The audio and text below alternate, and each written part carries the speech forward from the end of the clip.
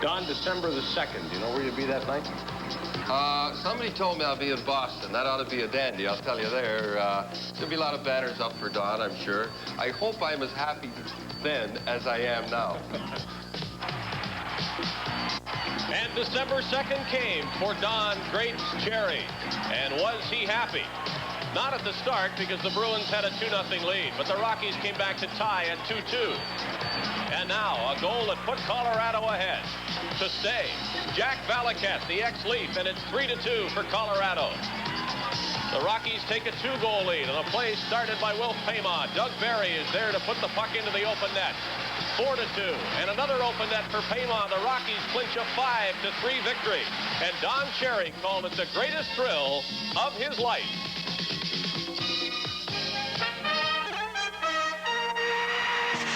CBET Sports Special. Exciting National Hockey League action featuring the Toronto Maple Leafs at home and on the road. Tonight's game is brought to you in part by Molson's, brewers of Molson Canadian Lager Beer.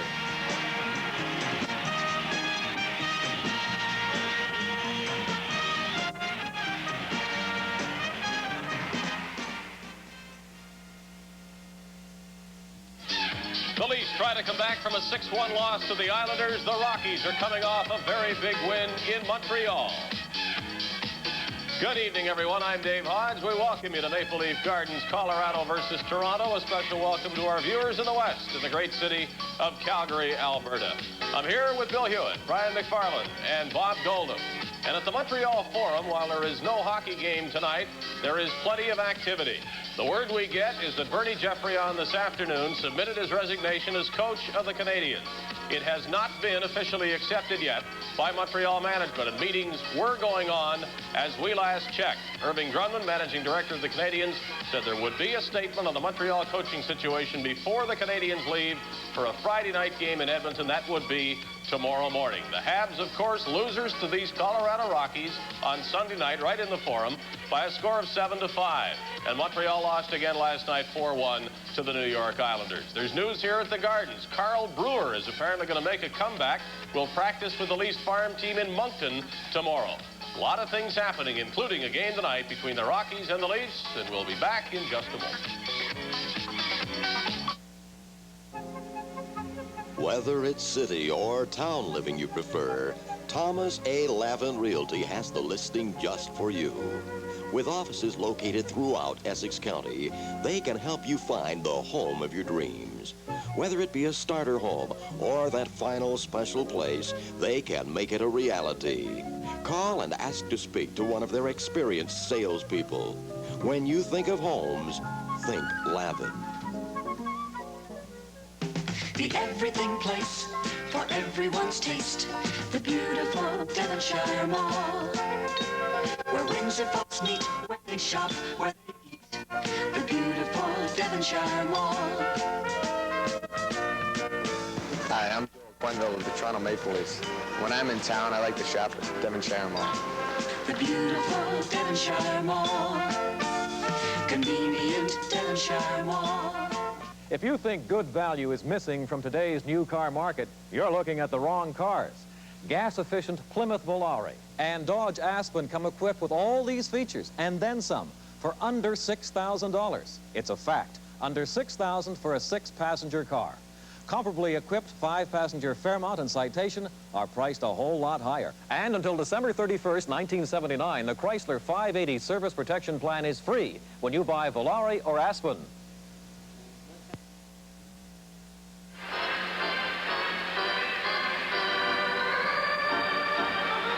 Well, we're live here at Maple Leaf Gardens in Toronto, and we're going to have a look at the goalkeepers. Artie Astrom is in the nets for the Colorado Rockies. There he is with an average of .405, and Paul Harrison playing tonight with a 3.46 average. And we're underway. The play just starting in this first period. Cleared up to Laurie Boschman, a long pass to Anderson, the shot.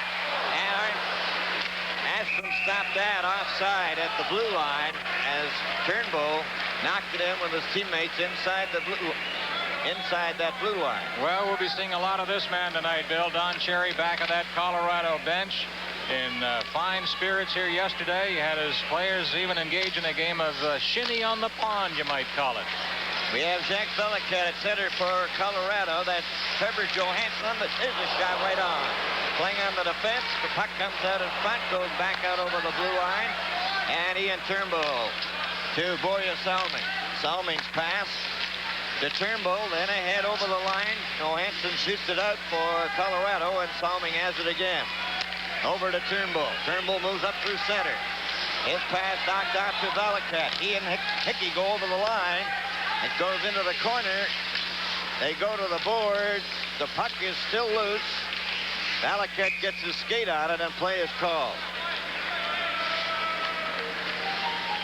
Cherry's counterpart, Floyd Smith, his team under 500 at home and slightly over 500 on the road trips. One win and one tie against Colorado this year. The Rockies have not had much success playing here in Maple Leaf Gardens. In their history, they've only one victory to show for their efforts here. We have Rennie Robert at center ice now for the Rockies. At front of shot to score. Number 7, Randy Pierce. Randy Pierce was left completely unguarded in front of Harrison, who lost his goal stick.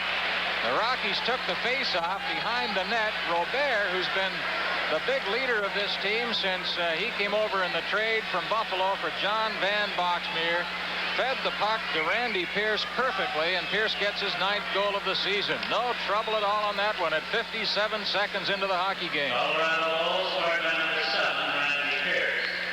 Assist number 14, Randy Robert. Time 57 seconds. There's the scoring play. Pierce from Robert, 57 seconds. Williams comes back at center. Shot it for Lanny McDonald. Watched by Mike Christie.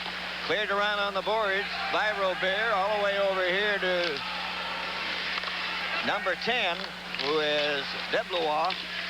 Then over on the boards again. Now McDonald can't get it out. Here's another chance. A shot by Robert. Turnbull fails to get it out.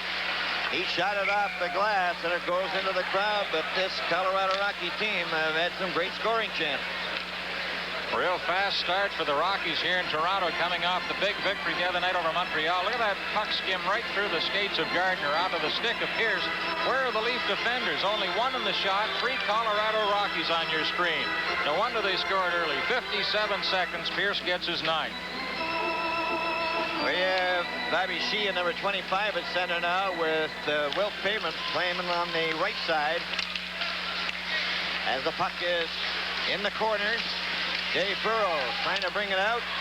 Comes to his own blue line, up to center ice. Gets it over on the right wing to Ellis. Ellis shot it, and that goes high over top of the net. Burrows centered it again, and it was shot over to the wing and out by Shea. Going down the ice.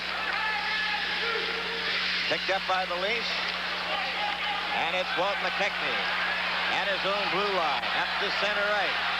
Goes over the line. A drop pass to Dan Maloney. A shot. He fired it wide of Astrom. Now here's McKechnie.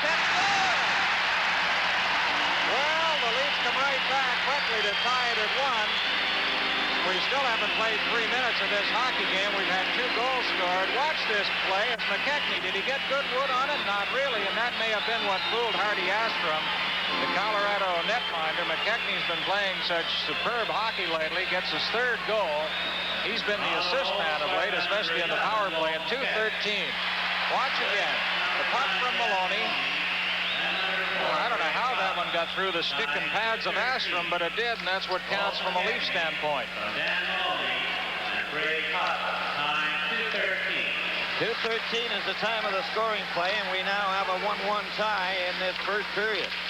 Puck is cleared by Quenneville down the ice, and he has to go back for it. Quenneville, a long pass up the center ice. Here goes Jerry Butler over the Colorado line. Still with it, centered it, and going flying into the boards was Laurie Barshman. The puck is still loose, right in front. Oh, that's off the post. There's going to be a penalty here when play is called. Here's Barshman with it, and he's finally taken off the play, and there's a penalty to Colorado Rockies for interference. Barshman going into the board. From Maple Leaf Gardens in Toronto, this is Bill Hewitt with Ryan McFarland. Welcome to Plumbing Mart, the store that makes beautiful bathrooms easy. Beautiful because Plumbing Mart stocks a wide range of vanities, faucets, basins, toilets, and tubs in the latest styles and colors, all value priced. So whether you're replacing one small part or renovating your entire bathroom, our experts will help you choose exactly what you need and show you how to do it right. Plumbing Mart, let us help you make a beautiful bathroom easy. Ron DeLorme goes out for interference here at 250 as Boschman was racing for the slot area. He was taken heavily out of the play. McKechnie gets the puck to Williams. Back it comes to the blue line. Right front for Lanny McDonald off Boya Salming, and it was shot back down the ice. A 1-1 tie. First period early. Up the ice for Williams. A quick pass on the right wing. Gardner's going in alone. He gets his backhand away. They pile into the boards, but it was held by Astrom. And two Rocky players get up very slowly, including Jack Valakat, number 15. Another good chance for the Leafs coming down the right side there as Mike Christie was caught out of position. I don't know why he raced into the center. Here's another look at that goal by McKechnie. I believe McKechnie was even surprised that it slipped through the pads of Hardy Astrom. So we have Jack Valakat and Zaleski on the forward line to kill off this penalty as Gardner has it for the Leafs. It goes back to Boya Salming. Salming elects to go to Lanny McDonald. His shot, and that was Astrom making the save on that. The rebound coming over to Zaleski. Zaleski just shot it down to the Leaf blue line out there with Valakat, Beverly, and Christie. Leafs unable to get on track. Zaleski watching Boya Salming. Salming now with a pass to Williams. Williams straight up center over the line. Stop. Goes to Boya Salming. Salming shoots. Astrom stopped that. Gardner couldn't get to it. It's knocked by McKechnie and down the ice it goes. 50 seconds left in the penalty. Boya Salming back for it. Colorado send out Pat Hickey to kill off the penalty now. It's over the line for the Leafs. Beverly intercepts, shoots it out. Hickey races after it. Here comes Harrison. He beats him to it, but then nearly lost it, and it was hit. Harrison was very lucky on that. Lanny McDonald comes back to center ice. Over the line. Trying to get around Nick Beverly. Beverly skates him off. Here's McKechnie with the puck. Over to Salming. Then right in front to Gardner, and he had it knocked off his stick, cleared out, and it's shot down the ice. Hickey going after it, number 14 of Colorado, and it's left there for Paul Gardner. Gardner straight down the ice to center, and there the two teams are really moving. It's over the line, into the corner. Gardner left it there for Anderson, but Lanny McDonald is shot. Astrom got it in his skate, and he holds it out. That one worried Astrom, too. He thought it might go in. You're watching Wednesday night NHL hockey. Happy holidays begin at Coulter's Furniture. You'll be surprised how quickly ideas come to mind when you see Coulter's selection. There's still time to have your new dining room or living room set delivered for Christmas. And for overnight guests, there's an outstanding choice of sofa beds. Make this Christmas a Christmas to remember with furniture from Coulter's, Windsor's idea store for Christmas for any time. 1324 Windsor Avenue between Giles and Tecumseh.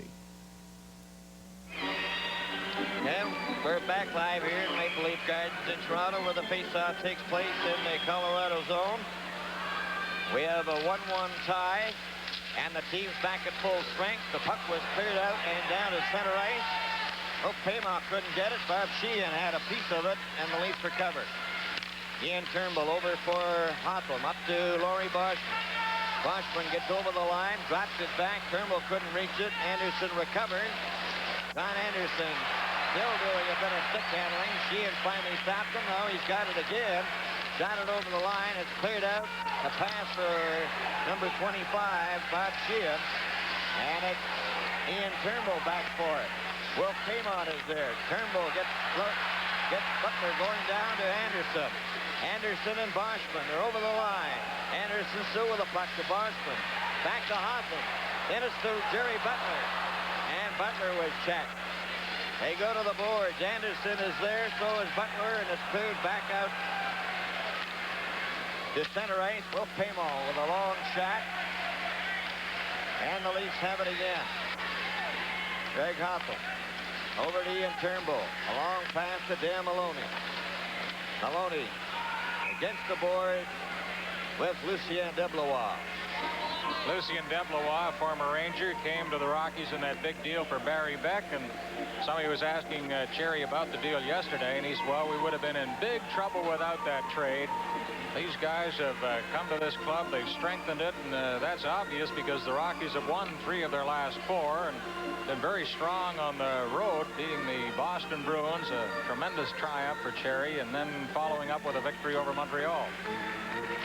Very impressed with their speed, Brian, in this first period. They can skate. It's McKechnie shooting the puck in. That's number 6, Rob Ramage, going after it. Come close to McKechnie, shoveled one on the net, and Astrom just covers up and holds out of it for a faceoff. There's Rob Ramage, number 6, filling in for Barry Beck out there. I think it was Ray Miron said Ramage can do everything that Beck can do, and perhaps some things a little bit better. And a sign for Rob Ramage here at the Gardens tonight. Darryl Sittler out of the Leaf lineup. He's skating, but he may be back Saturday, probably next week.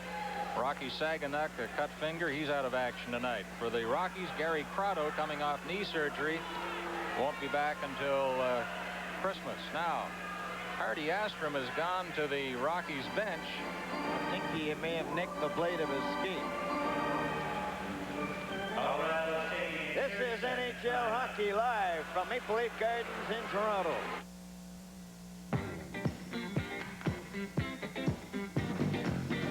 Break away, that's what I say. For the good times with these friends of mine. Break away, break away, break away. And when it's time for a beer, it's time for Canadian. Raise a glass of Canadian to the good times.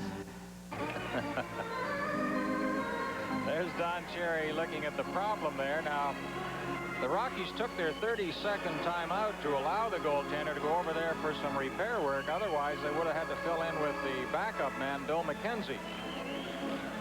So we're all set to go again. McKechnie with Maloney and Ellis. It comes back. Salming took a shot. That deflected into the corner.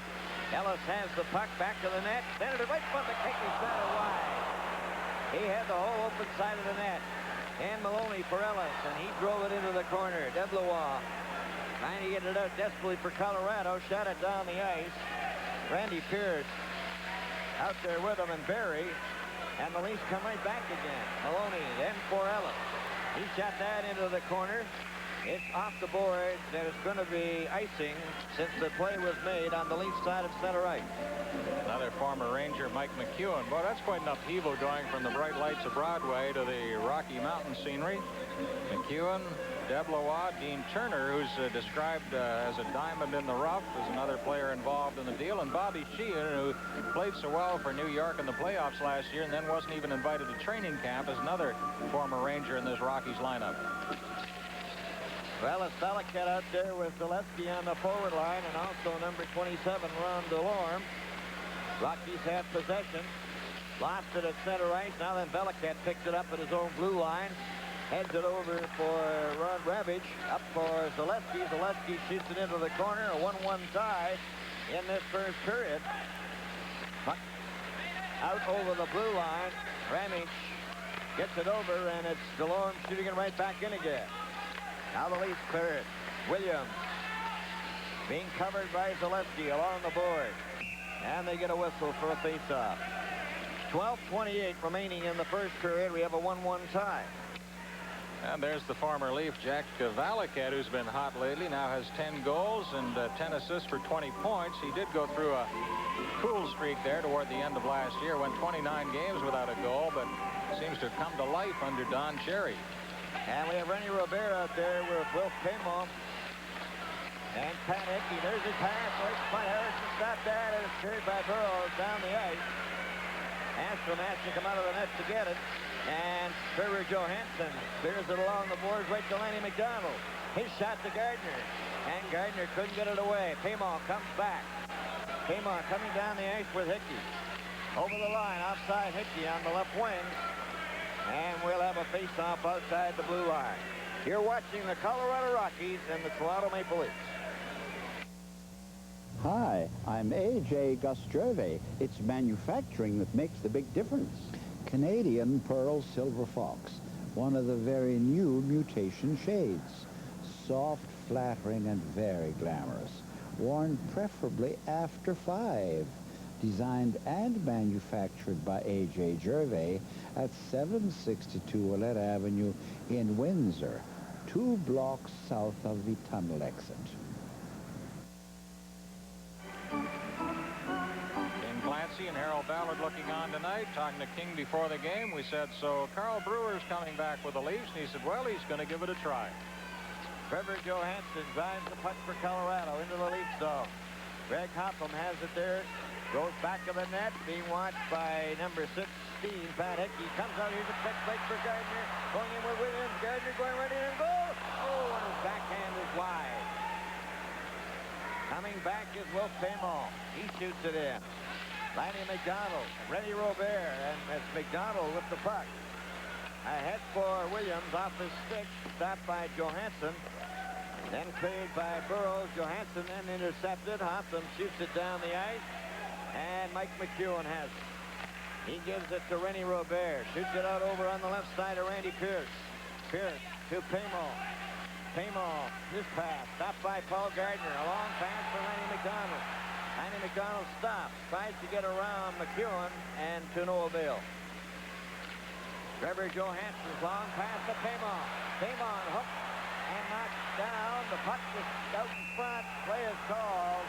And we have a penalty to Ian Turnbull for hooking. With the score, Colorado 1 and Toronto 1. Our telecast returns in a moment. The Lighting Boutique has the price and selection waiting for you. The Lighting Boutique has a wide selection of crystal chandeliers and the very latest in chandelier design. Lighting for the living room and the bedrooms. And lighting for every room in the house. Visit Ray Patow and his staff for expert advice on quality and price. The Lighting Boutique, 4072 Walker Road at Old Highway 2. For lighting you can't be without. Here's the replay now. You can see Turnbull's stick hooking Paymont to the ice at 9:01. So we get a look at the Rockies power play. Looking at their statistics, well, they're 17th in the league in the power play. The Leafs in penalty killing are 5th in league standings. Well, it's Bobby Sheehan, number 25 at center. Dorm on the edge of the circle, along with Deblois. They also have Rennie Robert at the point, along with Ramage. It goes back of the Leaf net, knocked by Quenville into the corner. Pat Boutet comes up with it.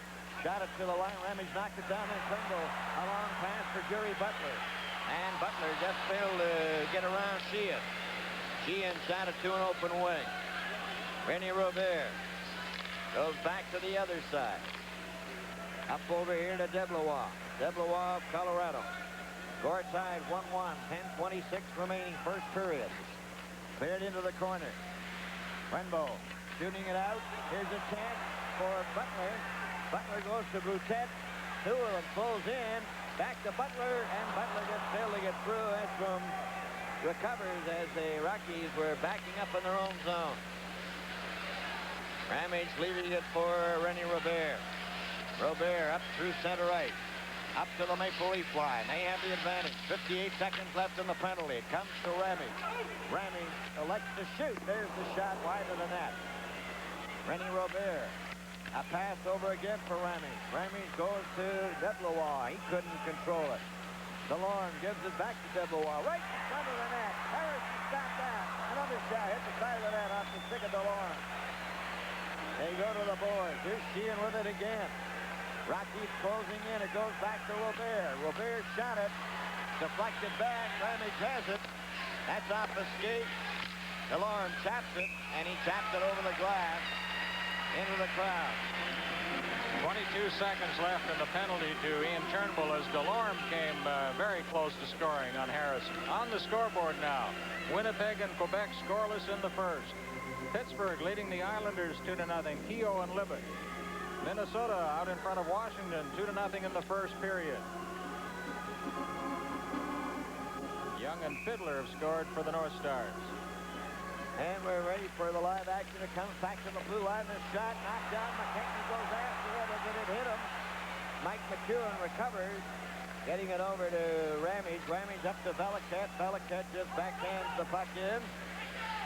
Got Pat Hickey playing on the left wing. That one bounces out. McKechnie goes after that. Ramage chased back by Walt McKechnie. McKechnie trying to get the puck away from him. McKechnie back to the net. Still has it. And what a bit of support checking by Walt McKechnie. Now the crowd loves it. Had a few words with Walt before the game, and I know he's pleased with the way things have been going for him personally lately. We've mentioned more than once how spectacular he's been in recent games. Virtually playing without a stick there. He still had a hold of it, and so did the Rockies. So he played with his feet. McKechnie with Dan Maloney and Ronnie Ellis.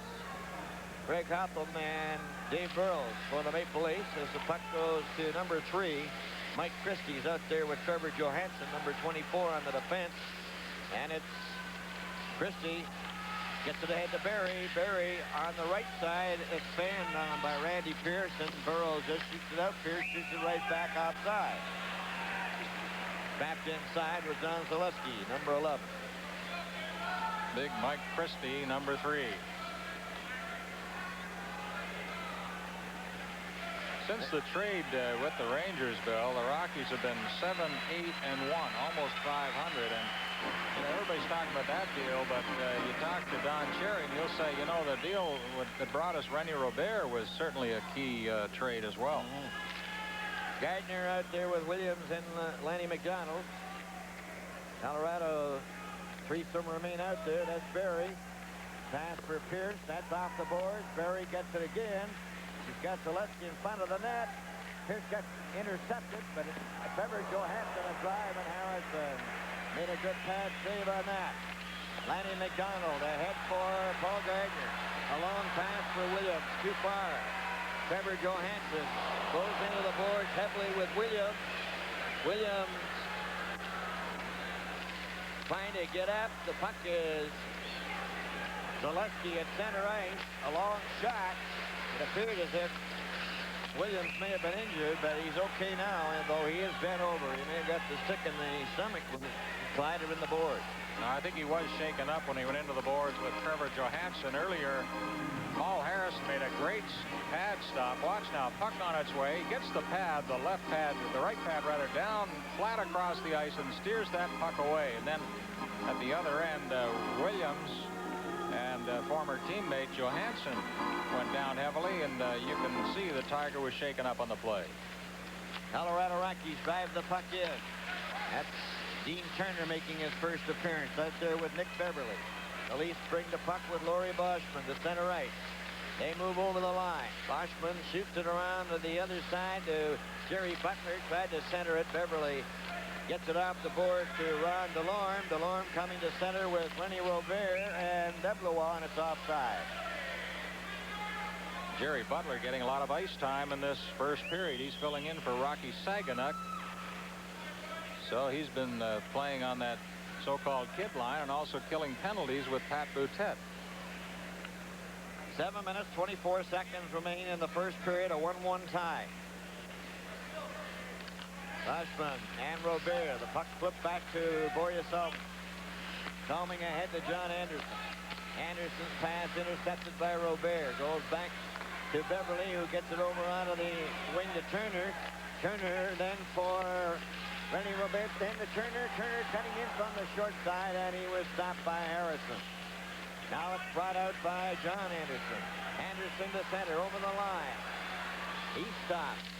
Back it comes to Turnbull, a shot. Down goes Butler, but he gets the puck and had it knocked away from him. Deblois sends Delorme down at center, over the line. DeLorme back to Deblois. Harrison stopped that, and it's driven down the ice by Boreas Salming. And is going over the red line, and as the teams change, we get an icing call. Live from Maple Leaf Gardens in Toronto.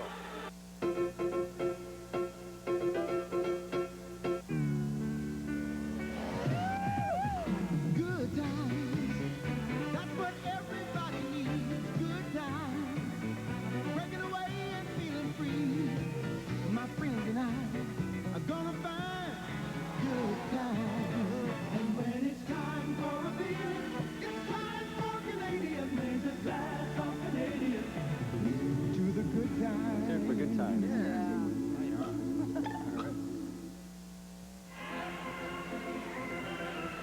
We're back live from Maple Leaf Gardens in Toronto. Score tied 1-1, 6:36 remaining in the period. And the puck is played back to the Leaf net. Trying to get it out front. Paymont stands out in front of the net. Nobody covering him. Dan Maloney tries to get it by Ramage. Now then, Paymont a shot. It's right in front. And finally, Harrison squeezes it just outside the goal crease. Leafs not doing a very good job of clearing those Rockies from in front of Harrison. 6:20 on the clock in this first period. Next week, the Los Angeles Kings will be the visitors here in Toronto. Ontario viewers can watch that action. And also, the Vancouver Canucks will play the New York Rangers. That'll be on display for Western viewers. And again tonight, we welcome viewers in Calgary. Walt McKechnie back at center. Sheehan with Hickey and Paymont are the forwards for the Colorado Rockies. That's Quenbo getting it over to Ellis, up to center ice. Then it goes back to Ramage. Ramage, Colorado, moves up over center, shoots the puck in. They race in after it. Paymont against Ellis. It's kicked loose. Quenbo then getting it up to Maloney. Maloney from McKechnie, just poked by Ramage. And the Rockies with Hickey over to Sheehan. There's his shot and deflects right in front of the net. McKechnie then for Maloney. Picked off by Quenbo. Quenbo's long pass to Ron Ellis. They call it offside.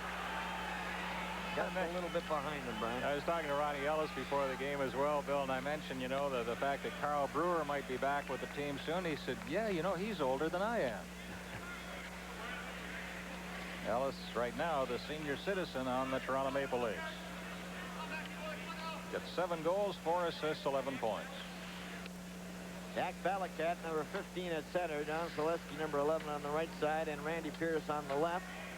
Gardner with Williams and Lanny McDonald as is banged back to Dave Burrows, number 26. Out there with Ian Turnbull, number 2. A 1-1 tie in this first period. Long pass to Gardner. Paul Gardner flips the puck in, goes after it. Being watched by Mike McEwen. Colorado clear it to the blue line and down the ice. And Turnbull has to hustle back to get it. Ian Turnbull for Dave Burrows. Up along the left side, Balakat stops in. Zaleski then lost it to Gardner, and Gardner shoots the puck in. McEwen after it, out there with Nick Beverly. McEwen made a nice move to Balakat. Balakat just elects to shoot it down the ice, and it's Burrows who gets back for it. Dave Burrows with 4:56 remaining in the first period, a 1-1 tie. Chopped out to center ice. Knocked off the boards again. Stopped by Burrows. Burrows over to Turnbull. Turnbull's pass. Zaleski intercepts. Over to Pierce. Randy Pierce stops it to Balakat. Balakat took his shot. It knocks back to McEwen his shot. And Lanny McDonald has it. Up to Paul Gardner. One man back. Balakat trying to get back to help out. He did. And the Rockies just clear it down the ice. That could be icing. Quenville touches it, and we'll have a face-off. With 4 minutes, 22 seconds left to play in the first period, the score, Colorado 1, Toronto 1. Here they come, the exciting harness racing for the 80s at Windsor Raceway. Looking for action? Looking for entertainment with a difference? Look out for harness racing action that's Windsor Raceway. Just minutes from downtown Detroit and Windsor. Racing takes place nightly, Tuesday through Sunday. Get involved with the fast-track action in the comfort of our climate-controlled grandstand and clubhouse. Enjoy a great dinner with a friend in the famous Canadian Club. At Windsor Raceway, it's action entertainment for all you can handle. It's the harness racing of the 80s. Back live again here in Maple Leaf Gardens as Boschman sets the face off, but the Ramage comes up with the puck. He's on the defense with Mike Christie. Ramage goes to the far wing, and Delorme shoots it in. Rennie Robert goes after it, and it's Quenville who comes up with it. He just shot it to center ice. Ramage drives it back in again. Goes into the corner. Quenville. A pass for Boschman. Laurie Boschman turns around in his own zone. Goes to Borja Salming. Salming down the right wing with a backhand into the corner. Ramage goes after it. Covered by Boschman. Anderson comes up with it. Anderson trying to find a man in position. Lost it. And it's Delorme coming back. Deblois over here on the right side. A long shot. Deblois drive. A weak one. The rebound. Rennie Robert and Delorme just let one fly wide. Back come the Leafs. Up the center.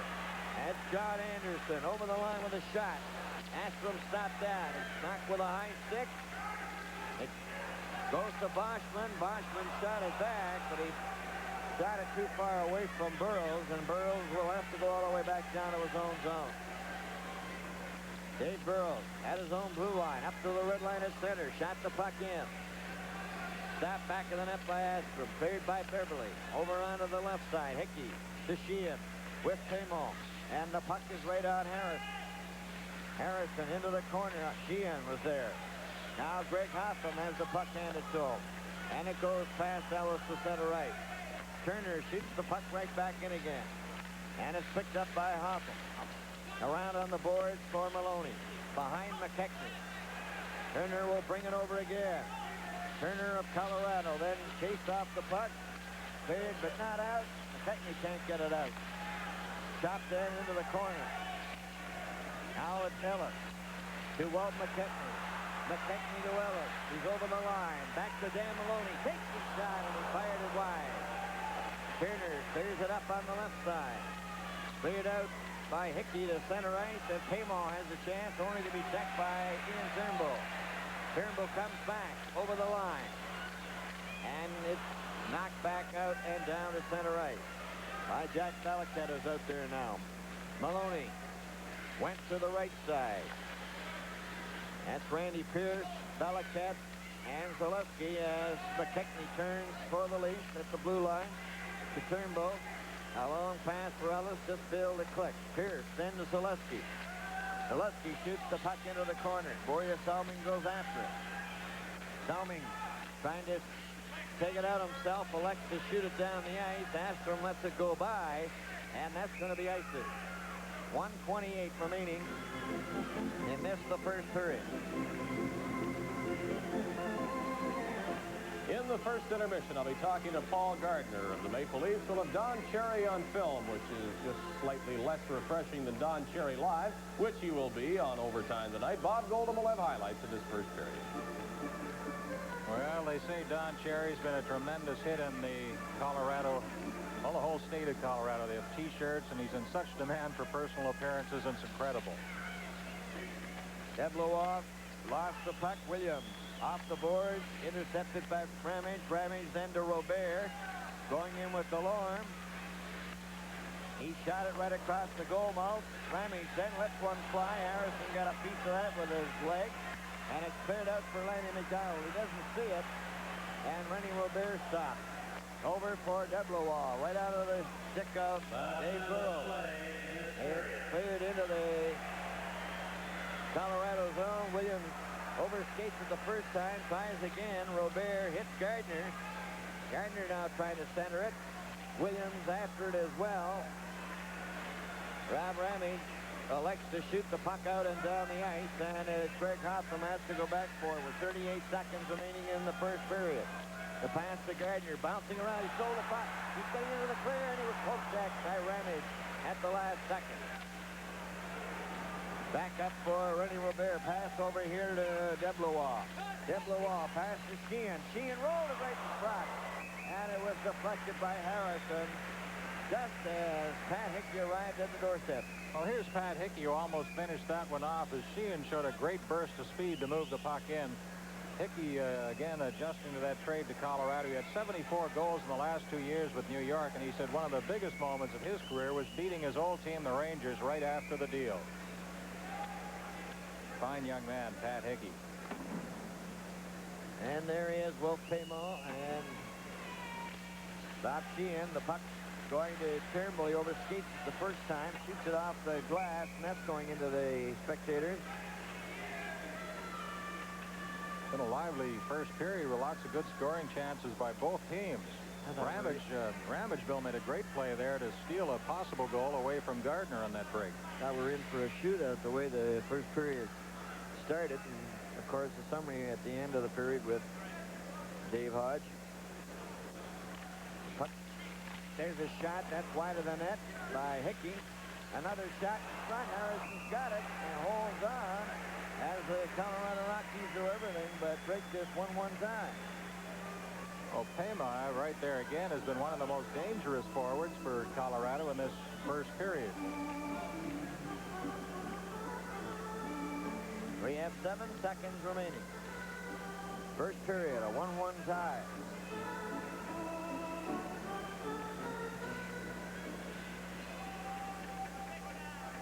Will Payma against Laurie Boschman.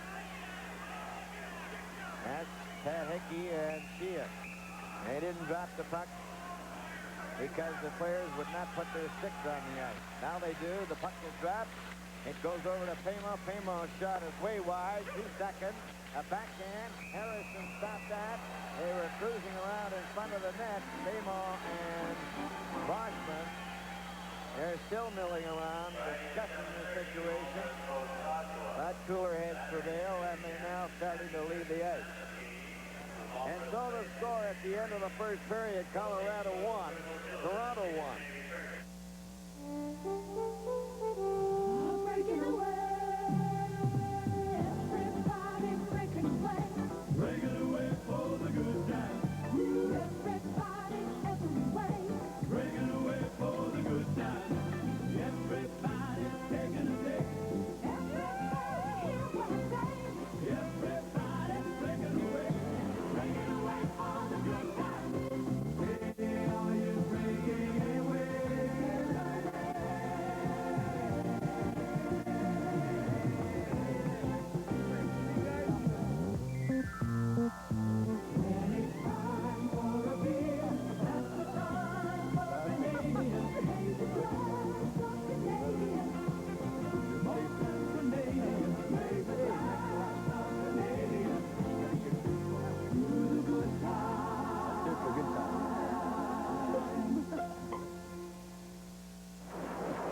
When it comes to skidoos, parts, service, accessories, or just plain fun, BA's customers say it best.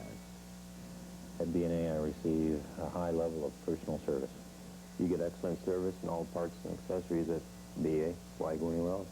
Prices are right. Why go anywhere else?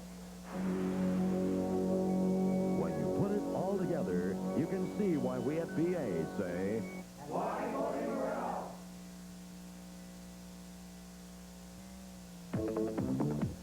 1-1 between the Rockies and the Leafs after one period, and the scoring came quickly in that opening period as Randy Pierce scored for the Rockies in the first minute of play, his 9th. He had 2 in that big win over Montreal. Came at 57 seconds, and then the Leafs tied it at 2:13. Walt McKechnie's 3rd of the season. Dan Maloney and Greg Hossam drawing the assist. The Rockies officially outshot the Leafs 17-10. Didn't appear there was that much offensive action or that many shots in the first period, but those are the totals. 17-10 in favor of the visiting Rockies.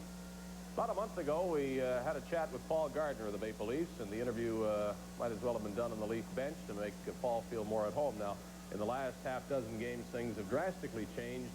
Paul is getting a regular shift, of course, in Darryl Sittler's absence, and has been scoring goals with pretty good regularity. I guess good news, bad news. You don't like to see your captain hurt, but you sure don't mind getting back in the ice. Well, you're right there, Dave. I certainly don't like to see Darryl hurt. He's our leader of our hockey club, and in fact, he was great to me when I wasn't playing. He kept on me to keep working hard that I get my chance, and I did get my chance, and I'm just trying to make the best of it. Now, do you find yourself in any sort of a difficult position when you read and hear things that, hey, Gardner's playing so well, the Leafs don't miss Sittler? You're obviously still interacting with Darryl. Is that ever mentioned? Well, for a while there, I was feeling almost guilty. Darryl's been such a good friend to me, and we drive into the games together and everything. We miss Darryl Sittler. I'll tell you that right now. He's the leader. He's the guy that makes this hockey team go, and when he gets back, we'll be going even better. And if I go back to the fourth line then, and I'll just try and contribute there too. Are you expecting that to happen? Yes, definitely. Yeah, I think, you know, there's no way you can sit Daryl Sittler on the bench and Walt McKechnie and Laurie Boschman are going good. I'll be back probably with Pat and Jerry, and that's fine with me. They're two good wingers, and we work hard together, and maybe we'll get a few more chances to go out, and when we do, we'll just try and do our best. This game between the Rockies and the Leafs, of course, brings you together with some old teammates, brings Valaket and Johansson back. We should mention that Trevor injured a thumb in a collision the end boards with Tiger Williams, and we'll have x-rays, but something special for you to play the Rockies? Well, it certainly is. I've got a lot of close friends on, especially Mike Kitchen. I lived with Mike for a year, and we became really good friends, and it's nice to see all the guys. It certainly is. Unfortunately, another good friend, Gary Crotto, isn't dressed, but he's in town, so I hope maybe to get out for dinner after or something. Paul, thanks a lot. Thank you, Dave. Paul Gardner of the Maple Leafs, and it's a 1-1 tie, Colorado and Toronto after one period. In a moment, Don Cherry in Denver, as our intermission continues in just a moment. Ottawa Street Business Association extends an invitation to you to visit the Ottawa Street Shopping Center. Ottawa Street has been a shopping tradition for over 50 years and has built pride on personalized service and plenty of parking. Right now, visit Ottawa Street for the $1,000 free Christmas shopping spree contest. Free entry blanks at all stores, no purchase necessary. Drawing date December 19th. Enjoy over 60 stores and services at Ottawa Street Shopping Center. Getting up and down into the secret air. Joining in the active life that we all love to share.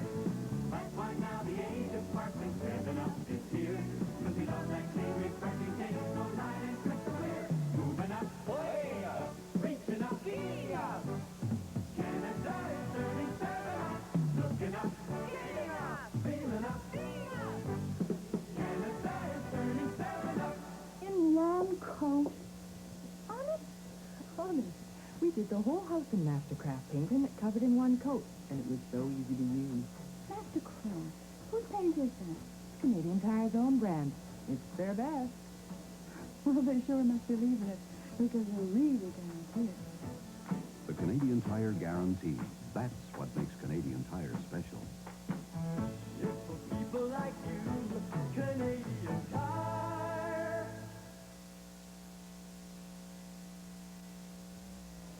Don Cherry's biggest fans, apart from his players, might well be those of us in the media. And when he went to Denver, they weren't quite sure what to expect. They knew they were getting a colorful man. The fans also learned something about Don Cherry in a special show prepared for television. Here are excerpts. Don Cherry has been at the top of his profession for the last 5 years. His salary with the Rockies estimated to be around $160,000 a year, which makes him probably one of the highest paid coaches in the National Hockey League. However, things always didn't go that well for Don Cherry.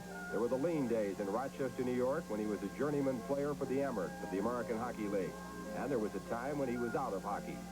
I love the construction. It's outside, working hard. And that's what that's what the players call me, Jackhammer Don. He wanted to stay here. Rose felt that she wanted future security, and she thought it was here. And the day that we had to lay Don off was one of the most despondent days of my life, because I never expected that they were going to do it. And then I think he went through his despondent stage when he went selling cars. I established myself as the world's worst car salesman. He worked hard. He worked hard at it. It was difficult for him. What do they say? The customer is always right. That doesn't go with Don. If he had something to say to the customer, he'd say it. The day I quit, a guy said to me, all you car salesmen are all the same. Don grabbed him around the collar. And I nailed him against the wall, and I said, this is it for me, or I'm going to be up in the assault charges. Well, then he decided to go back into hockey, which I never thought that he'd make, because he was overweight. And, I mean, he hadn't been on skates for 2 years. Who was an enforcer? Somebody was bothering a player, one of our high scorers. I'd go out and take care of him, and I loved him. And so Don Cherry took his coaching philosophy to Boston.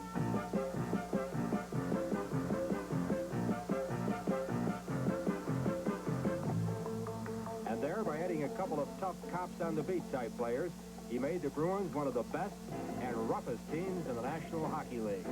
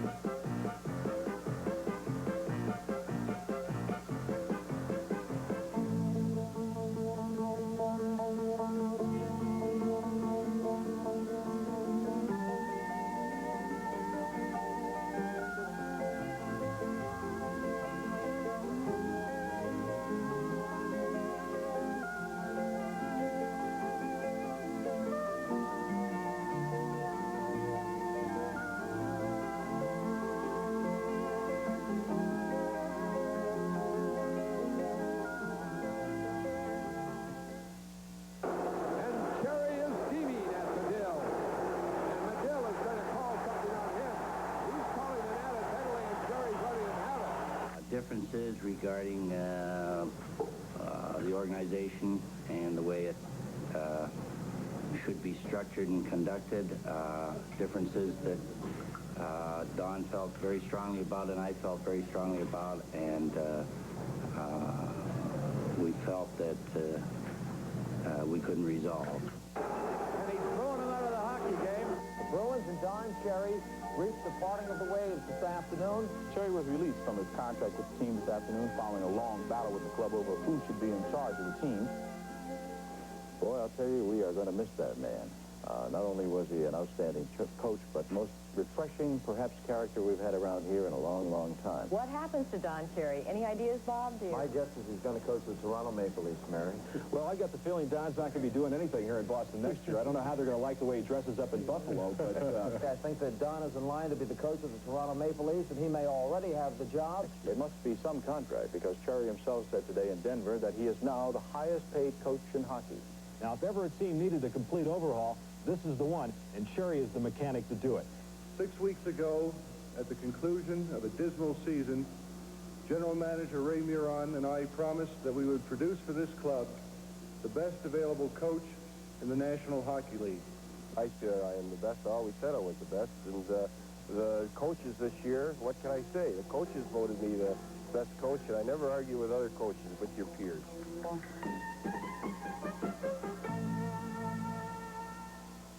Well, you take your shots and you lose some. Don Cherry to coach in Toronto. Well, he is here tonight as coach of the Colorado Rockies. We'll be seeing him after the game on overtime. We'll be seeing Bob Goldham and his highlights. In just a moment, our intermission continues after this. More and more people are taking advantage of multi-branch banking at the Bank of Montreal. I drive a cab, make my deposits all over the city. For me, that's convenience. The day I moved, I could get the cash I needed from the branch just down the street. I fly for a living, and when weather keeps me from getting home, it's good to be able to get to my money. If your bank doesn't give you the convenience of multi-branch banking, come to the Bank of Montreal. Find out more about it. At the Bank of Montreal, it is your money. Back in 1928, down Old Chatham Way, Union Gas opened its first store. Now there are 30 stores with lots of things to see. Like water heaters, barbecues, great fireplaces, and ranges with no standing pilot lights. Now, do you believe that?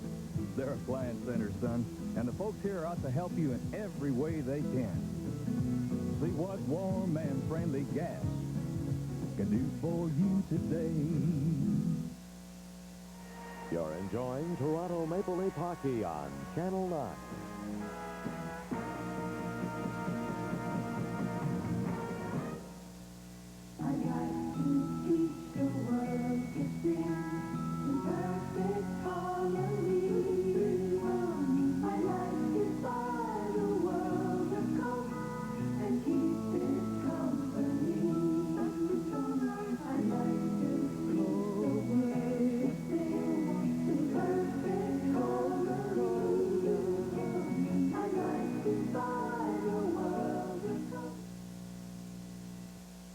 Close to 40,000 Canadians are part of the Chrysler team, many of them right here, building the totally redesigned 1980 Chrysler Cordova.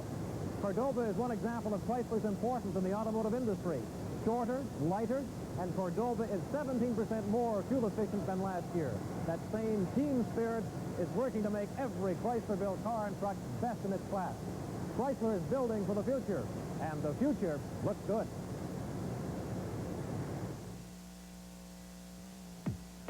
Pierce for the Rockies and McKechnie for the Leafs, 1-1 at the end of one period. The goals came very early, and it seemed that the teams needed that to settle down. They have played 2 low-scoring games earlier this season, but for a while there, you wondered how high they were going to go in one period alone. Well, I'll tell you, both goals, as far as I was concerned, were comedy errors, mistakes, bad mistakes. And I know Paul Gardner didn't want me to show this first one, but actually, on the Colorado goal, he did his part of the job perfectly. We see it lining up here now. The guy that's got to get the puck, Dave, is the guy at the bottom of your screen, number 26, Burrows, because you know Gardner's going to draw to his backhand and make an offensive or a defensive face-off and win the puck. And as we see it unfold here, he does. He wins the face-off, puts it back where he's supposed to in the corner. But watch Burrows get tied up by the Colorado winger. Now, in the same play, number 4, Hotham, makes a terrible mistake. He leaves the front of the net and not a soul there, and it's pierced wide open, and no trouble to put it in. As I say, both Leaf defensemen made errors, one that compounded the other, and as a result, they were down 1-0. Rather a strange goal that McKechnie scored. Well, errors again. Now watch as we see this one. Dan Maloney on this little drop pass right here at the point. Now, when Maloney gets the puck and he gets the shot away at the net. Now, there's 3 Colorado guys in there ahead of him right here. Now, watch the winger turn away, and I think that's number 9 turns away, allows Maloney to get in and put it back. But look at the angle that McKechnie's on. There's no way he should ever score that. All Aspen's got to do is stand up straight, instead of that he started to go down and give him a little opening between his legs, and it's a tie hockey game. Aspen seemed to be coming out. That was his problem. His legs went that way. And in fact, he didn't have to be mobile at all. All he had to do was stand there. Okay, it's 1-1 after 1, and in a moment, Bill Hewitt and Brian McFarland, the play-by-play of the second period. The everything place for everyone's taste. The beautiful Devonshire Mall. Hi, I'm Joe Quenville. And I'm Pat Patet. Devonshire Mall, a great place to shop. Right, Joel? Oh, yeah. The beautiful Devonshire Mall. Convenience Devonshire Mall.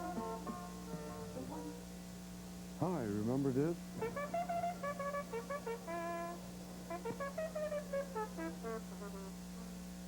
Hey, Norm, what are you doing?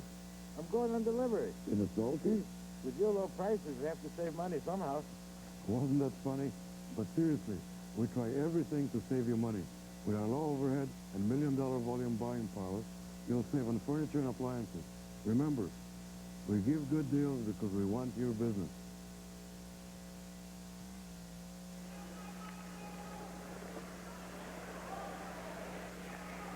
Play just underway here at Maple Leaf Gardens in Toronto as we just start this second period, and back is Boria Selming, back of the net.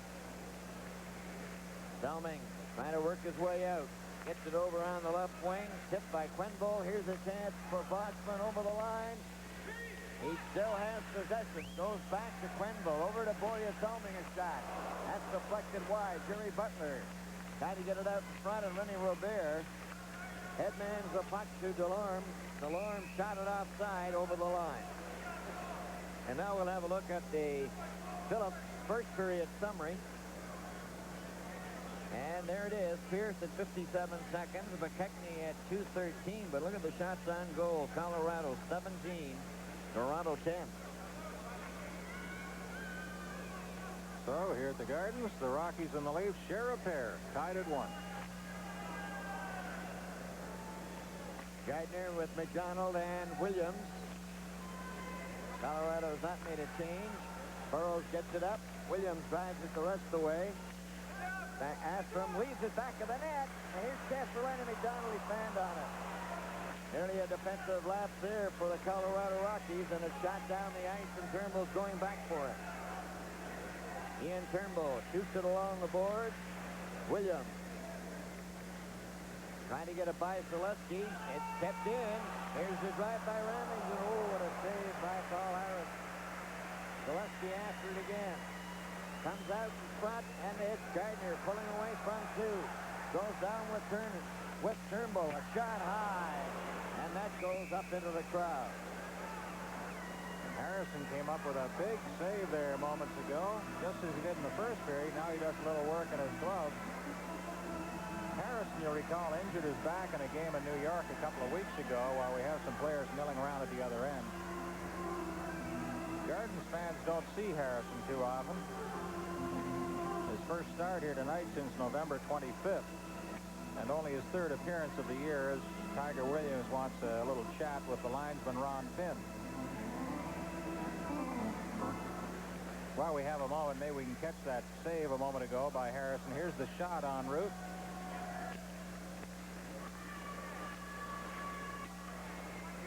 And play has just started again as it's cleared by Dan Maloney to Walt McKechnie. McKechnie, who scored the Leaf goal, trying to get out front, goes back. A shot by Hutchison, deflected by Beverly, and Ellis gets it back of the net.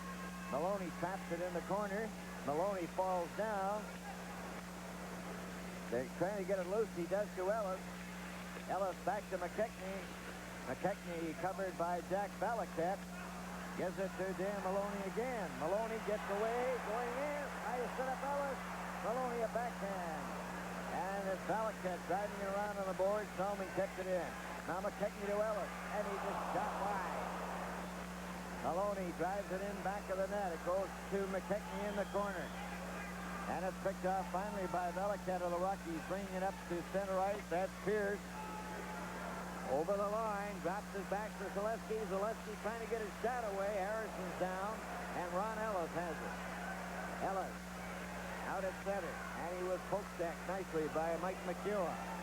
Back for Zaleski. Zaleski takes his shot high off the glass, and that goes into the crowd. From Maple Leaf Gardens in Toronto.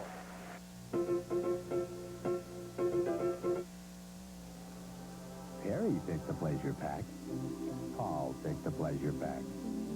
Pam and Penny picked the pleasure pack. Now you say, why did Perry, Paul, Pam, and Penny pick the pleasure pack? Because they know Molson puts 2 of Canada's favorite beers in the pleasure pack. Molson Export, Molson Canadian. That's why Perry picked the pleasure pack. And Patrick picked the pleasure pack. And Peter picked the pleasure pack. And Perry. The Molson Pleasure Pack. 2 great beers in one. And we're back live here at Maple Leaf Gardens in Toronto, a 1-1 tie, 17:23 remaining in the second period. John Anderson for Butler, over to Bosman. Bosman over the line. Bosman flips it into the corner. It's Jerry Butler there. He's trying to set up Anderson. Anderson gets it out front. Ramage gets it over for Paymall. Paymall gets it out to center ice. And that's Sheehan going down the ice. Over the line outside was Pat Hickey, number 16. There's young Bobby Sheehan. Well, he's not so young anymore, but he's as fast as anybody in the NHL. There's no question about that. He's been much traveled. And it was surprising when the Rangers failed to invite him to training camp this year. I thought that was a bit of a shocker after the way he played for them in the playoffs and really sparked them to a couple of important victories. Christie gets it over on the right side, and it's screwed by Ramage. Right on a Turnbull stick. Ian Turnbull. Pass over on the left wing. Burrows trying to push it out. Gets it to Boston. Back to Burrows. Burrows to Ian Turnbull. Turnbull gets over the line. Got the puck into the corner. Goes after it. Jammed against the boards by Christie. Still trying to center it. Bosman is grabbed. Bosman couldn't get it out. And Paymall brings it back for Colorado. His shot hits Burrows. Turnbull. Still with the puck. Over to Jerry Butler. His pass right on Turnbull's stick, and he shot it wide. It comes back to Anderson. John Anderson with a shot. That's wide. Then one by Quenville. It's high, and that one goes up into the crowd. Well, Bill, I'm going to show you an interesting photo now. It's the first artificial ice rink ever constructed in the Soviet Union. This is only 1950. Just about 30 years ago, they started artificial ice. On the far left of the screen is Anatoly Tarasov, the father of Soviet hockey. It's only 40 feet by 60 feet, that rink. I see only one net, but of course, the Russians have come a long way since those days. They ever. 16 minutes and 9 seconds and counting remaining in the second period. The 1-1 tie. McDonald drives the puck into the crowd.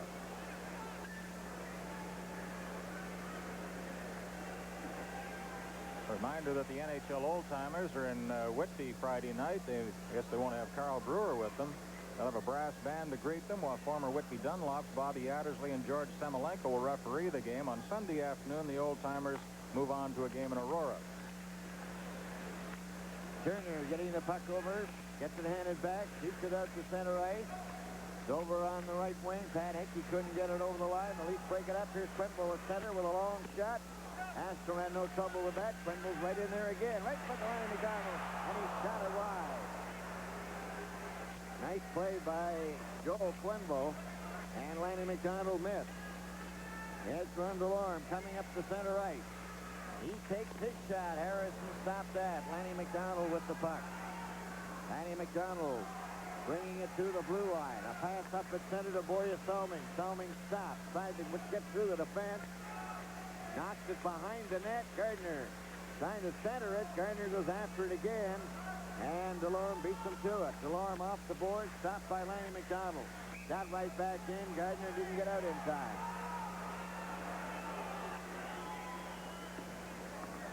You're watching Wednesday Night Hockey live from Maple Leaf Gardens in Toronto. If you've found a home you'd like to buy, the Permanent Real Estate has a way to help you move in. It's called the Guaranteed Trade Plan. If you buy that home through us, we'll guarantee the sale of your present one at an agreed price. So, if you'd like to move, for whatever reason, call us. We'll put 2 signs on your lawn. This one and this one. We can help you make the move you want as fast as you want.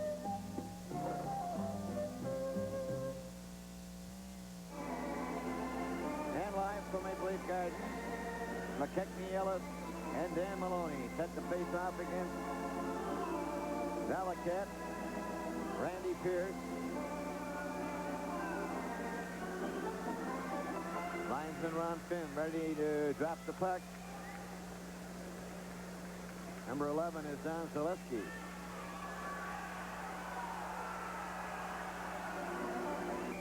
All set to go. Puck goes back. Christie getting it over onto the far wing. Hasn't handed back to him. Comes up through center for Colorado. Shoots the puck in. Stopped by Paul Harrison. Harrison around on the boards for Dan Maloney. He's up over the blue line to center ice. Stick handles over into Colorado territory. Lost it there. McKechnie knocked it down. McKechnie. That pass to Burroughs. In for Maloney. Maloney is watched by Remy. Ellis tries to get it out in front. So does Maloney. Dan Maloney finally comes up with it. Remy stationed to the board. Valaket flipping it, and it goes down the ice. Turnbull goes back for it. Turnbull gets away from Pierce, up for Ellis. Then McKechnie with Ellis. They're going in together. Ellis shoots. And McKechnie lets it to Turnbull. And his shot hit Pierce. Comes back out and down the ice, and Burroughs had to get back in time. Abe Burroughs coming back with Ellis. Back to McKechnie. McKechnie stops right in front of Maloney. A shot. Ellis shoots down on the rebound. And once again, it was Walt McKechnie who engineered that play, and this line has been flying throughout that shift. Ellis finished off the play. Little tap in from off the crease. But here's where McKechnie made a big play. Stopping here. He does this as well as anybody.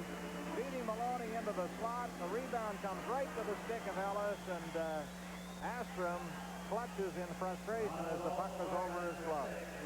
Ellis gets his 8th at 6:05. Leafs lead it 2-1. Time 6:05. Ron Ellis from Dan Maloney and Walt McKechnie. Time 6:05.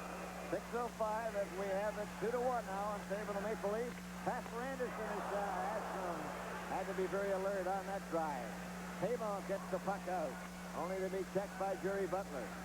John Anderson goes back to Boria Salming. Salming around on the boards, but not out. Kept in by Tamo. It comes back to the blue line. A shot by McEwen is just wide. Quenville to John Anderson. Over to Larry Boschman. Up to Jerry Butler. Butler takes his shot. Ashton stopped that. Bears around to the blue line as Tamo.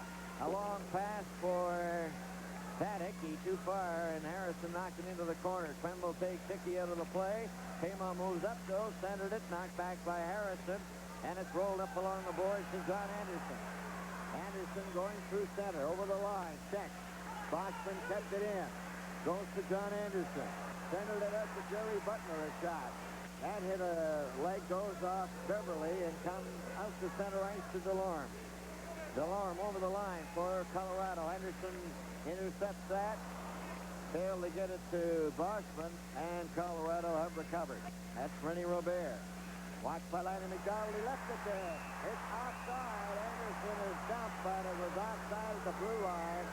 Lanny McDonald was just eyeline over that blue line. The crowd doesn't agree, obviously, with the decision of Ron Finn. But here's that goal again from this angle as Maloney snaps the shot away. The rebound to Ellis. You know, I think what makes this line click so well is the years of experience they all have. They don't give the puck away, especially in that opposing team zone. In this case, it was Ellis in the right position at the right time to finish it off.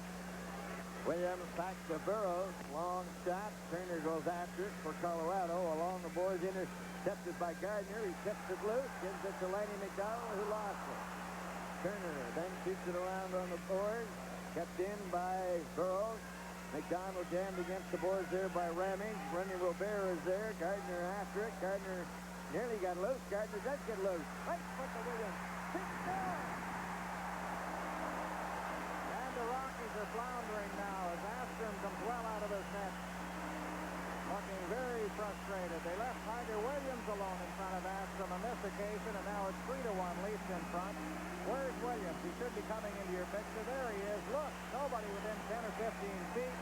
He took lots of time, snapped it to the corner, stick side, and it's 3-1 Leafs in front. His 12th at 7:58. Number 18, Paul Gardner, and number 7, Lanny McDonald. Time 7:58. Dave Williams. 7:58 Williams from Gardner and McDonald. 7:58. And now the Leafs have taken a 3-1 lead. Rennie Robert goes after it. Burroughs tried to tip it away. It's shot back out in front and down the ice. And Dean Turner is back there for Colorado. Turner, a pass over for Delorme and Robert. Rennie Robert turning at his own blue line. Stick handles through center. Stick handles to the Leaf blue line. Still has possession and lost it. Buried by Gardner but not out. Ian Turnbull. Off the board. Brings it out to center. Hit a skate. And it's Dave Burroughs. Now to Lanny McDonald who drives it in. And this is where Colorado has been getting into trouble by giving the puck away. They finally shoot it out. Quenville goes for Lanny McDonald. Lanny McDonald and Turner go to the board. It's picked up by Gardner for quick. There's a shot by Lanny McDonald on that quick tip out. Williams and Ramage. Rennie Robert shoots it down the ice. That's going over the red line. It'll be touched by Salming. Icing is the call. With the score, Toronto 3, Colorado 1. Our telecast returns in a moment. At Essex Farmers Ford, it's incredible. It's incredible how Essex Farmers Ford has been a top Ford dealership since 1926. And right now is the time for you to find out why. Visit the boys at Essex Farmers Ford and make a deal for his 79 model in stock or the 1980 Fords which have just arrived.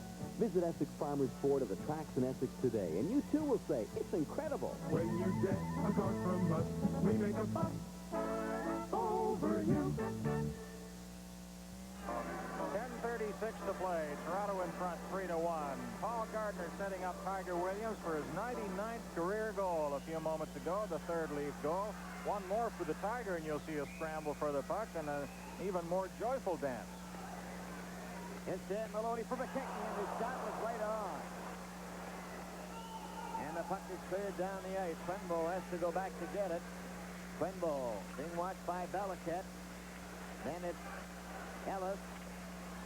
Came out in front of the Leaf net. Harrison just puts it over to the wing. Picked up there by Mike Kitchen, who's out. Mike Kitchen is checked by Salming, but not out. There's a try. Score! McEwen let it fly from the blue line. And whether it deflected in on any of the other Rockies players will have to wait. Well, Selesky was there, but McEwen lets go with the shot. And Jack Valiquette may get credit. I believe it deflected off Valiquette's stick. He's number 15. If so, that would be his 11th goal. And he's happy to get one against his former mates and tighten things up here. 3-2 to score now. Here's the official announcement. Number 4. Oh, you can see it here as it hits Valiquette's stick. In just off the goal post. From Mike McEwen and Mike Kitchen. Time 9:53. 9:53, the official time. It's now 3-2 with 9:54 remaining in the second period. It goes to the boards. It's loose. There's a shot. Harrison stopped that, and Turnbull gets the rebound. That's Pat Hickey, number 16, for checking. Pamo out there as well, and it goes down the ice. And Rob Ramage is back there for it. He was checked. Puck ends up on the stick of Mike Christie. Christie of Colorado is checked. Anderson has the puck. Boschman's out in front of the net. He couldn't get it to him. Anderson then takes Christie down. Kept in by Turnbull. Turnbull wraps it around on the board. Ramage clears it down the ice. And going back to get it is Jerry Butler. Butler along the boards, just shoots it up to center ice. Christie gets it now for Colorado. Shot it back. Burrows to Turnbull. Ian Turnbull comes through center. Up over the line into Colorado territory. And he was checked. Christie shoots it over for DeLorme. DeLorme's pass taken by Rennie Robert. Here comes the drive. Harrison stopped that. Turnbull. Then for Boschman, too far. Cleared by McBeverly. Over to McEwen. Ahead it comes. Here's DeLorme closing in. His shot, first one stopped. The second one was a real drive, and it was high, and the rebound came all the way to center ice. McEwen of Colorado shoots the puck back in. Off Burrows. Williams out there. Williams gives it to Boschman. Boschman up through center. He gets over the line. Boschman stops. Still has it. Dropped it back to Quenville. A shot. And Astrom had that one bounce off his glove and go into the crowd. This is NHL Wednesday night hockey. Nadlin Floor and Wall Coverings is a proven leader for top-quality carpeting, vinyl flooring, and tile. Nadlin invites you to visit their modern showroom and see quality for yourselves. Carpeting from Bigelow, Krause, and many more. Nadlin's friendly staff will assist you in your floor and wall covering needs. First, Nadlin will help you in making the proper selection for your home of carpet, vinyl, or ceramic tile from their volume warehouse. Second, expert installation is a Nadlin guarantee. Visit Nadlin Floor and Wall Covering today at the new Jefferson Plaza.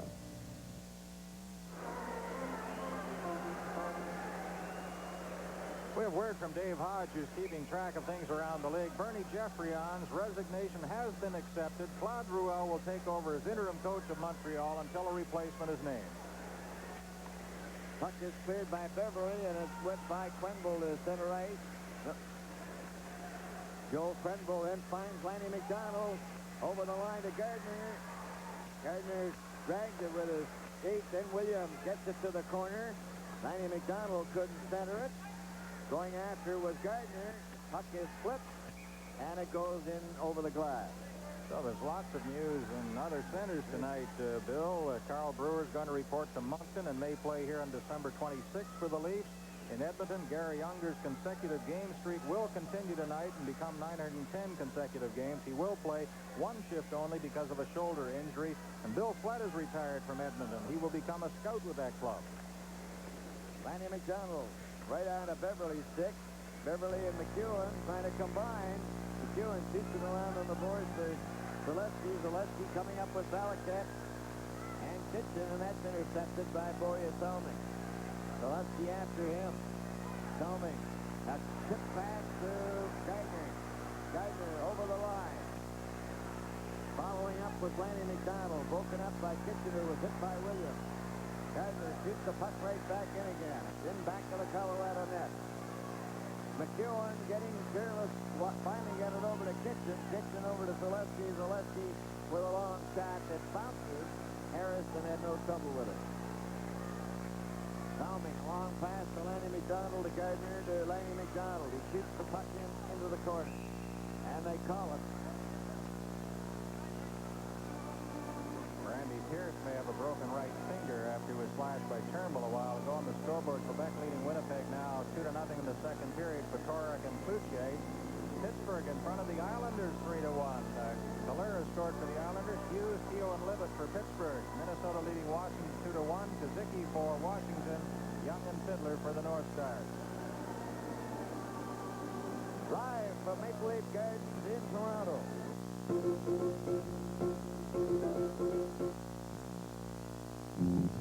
What's it take to brew a great light beer?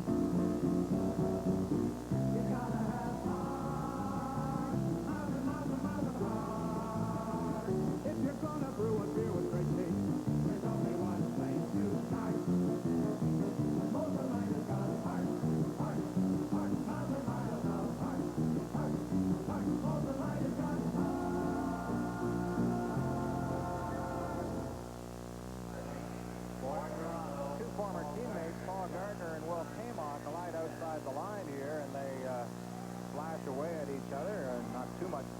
done there, but they both are caught by the referee Dave Newell at 13-10. Toronto Maple Leafs leading Colorado by a score of 3-2 with 6:46 remaining in the second period. They're against the boards. They can't get the puck free, so we'll have a face-off. Floyd Smith, along with Dick Duff, wondering what they have to do to get this Leaf team winning more at home. Teams playing five-a-side. It's McKechnie and Ellis, Rennie Revere and Lucien Deblois. Out for Colorado. Ramage brings the puck over the line, flips it into the corner, goes to Harrison, who tips it to Ellis, who goes the other way. Rennie Robert intercepts to Ramage. Ramage gets his shot. Harrison stopped that. McKechnie comes back with Ellis. Ellis takes the pass over the line. Throws into Ellis. Tried to shoot it back. And Rob Ramage has possession of the puck for Colorado with 6 minutes and 2 seconds remaining in the second period. And the Leafs ahead 3-2. Gets it over here to Christie. Mike Christie shoots the puck wide of the net.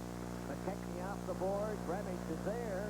Couldn't get his shot, and now we have McKechnie trying to break away with Ellis. Over the line for Ellis. Ellis was checked. And it's Colorado back to center. Ramage, who seems to be all over the ice, gets the puck in. Two teams are trying to change squares on the go. A pass to Greg Hoffman up to Ellis.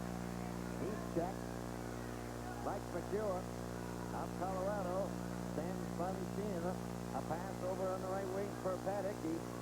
Paddock, he sent the right front in and couldn't get a shot. The puck over to Ron Ellis. Ellis goes down. Williams stepping into McEwen.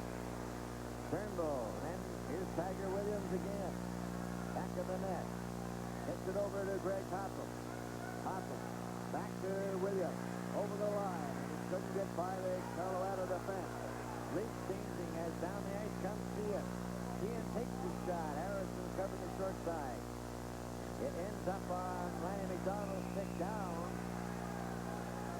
Hickey's injured. Matt Hickey. I don't know how that happened. Sheehan was leading. Russ took a shot. Appeared innocent enough, but the trainer's out there to take a look at Pat Hickey. Meanwhile, the Rockies seem to be running into a lot of injuries. Trevor Johansson injured earlier, and there's Randy Pierce. Good shot of Randy walking down the Gardens corridor, obviously on his way to Wellesley Hospital for x-rays, number 7. With 4 minutes and 45 seconds left to play in the second period, the score is Toronto 3, Colorado 2. The 1980 Skidoo Everest Series, the ultimate touring machine. With a ride so smooth and styling so superb, you just don't go for a ride. You go beyond. New Everest Series by Skidoo. Go beyond comfort. Go do it. Skidoo for 1980, sold and serviced at Lakeview Marine. Highway 2 bypass at Manning Road into Country. Visit the Lakeview team today for a deal on your 1980 Skidoo.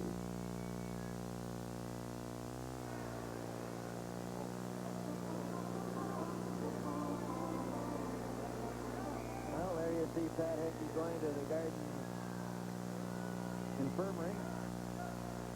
Play starts, and we have Nick Beverly shooting the puck in. Goes in back of the net. Saved by Goya Salming. Up for Ronnie McDonald. His pass for Gardner. The puck's over to Williams. Back to Gardner. Gardner shoots. And Aston made a good save on that and covers up. Indeed he did, as Gardner really zinged one at him. Watch again now as Williams and Gardner team up on this one. Gardner's shot. Astrom steers it high and then chases it.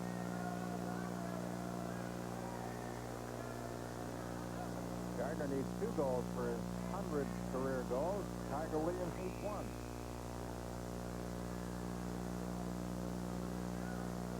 Puck was not dropped fairly. We have 4:24 to go in the second period. 3-2 for the Maple Leafs. McEwen. Shot it out on the right wing for Zaleski. Gardner stopped out.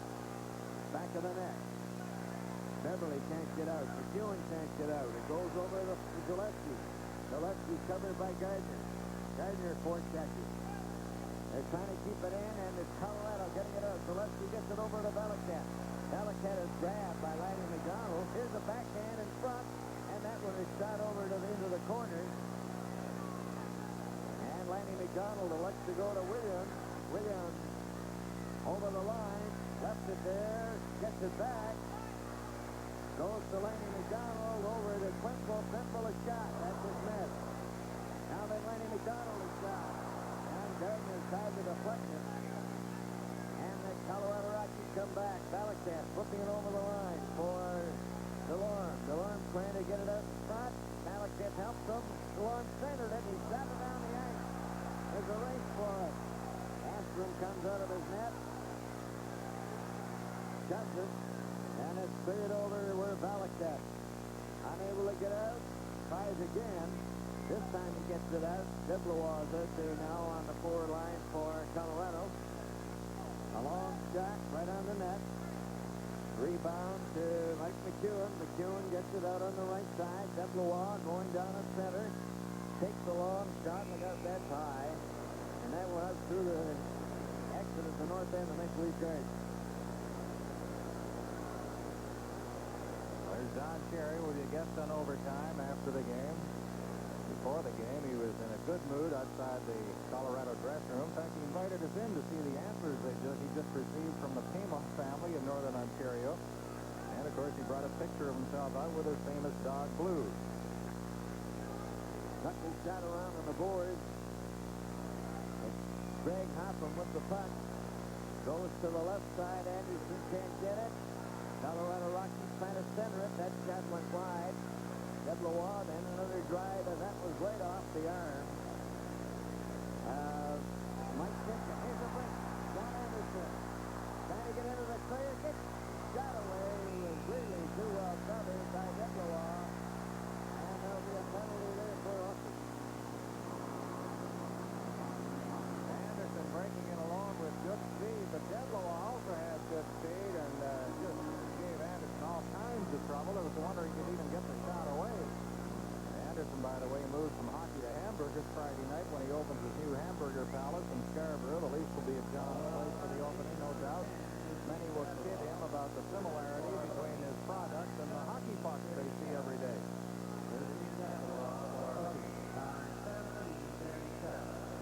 17:37 and a hooking penalty. 2:23 remaining in the second period.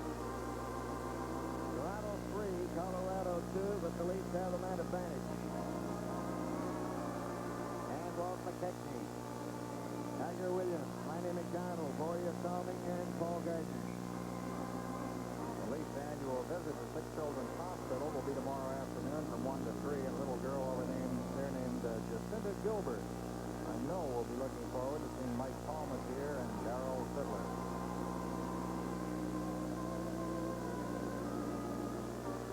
Belichick is out there with Gillespie to try and kill off this penalty. The puck is hit by Christie, kept in by Boria Salming. Here it goes over to Walt McKechnie, back to Salming. There's the screen shot. It's in front of the net, and Christie gets it out to center right. Boria Salming turning. Gets it over onto the left wing to Williams. Williams dragging the puck along the board. Gets it to Gardner. Gardner goes to Walt McKechnie. McKechnie to Salming. Salming goes back to McKechnie. McKechnie took a shot. It was weak. And it was cleared down the ice. Walt McKechnie has played a very strong game for the Leafs tonight. He's a pass to Boria Salming.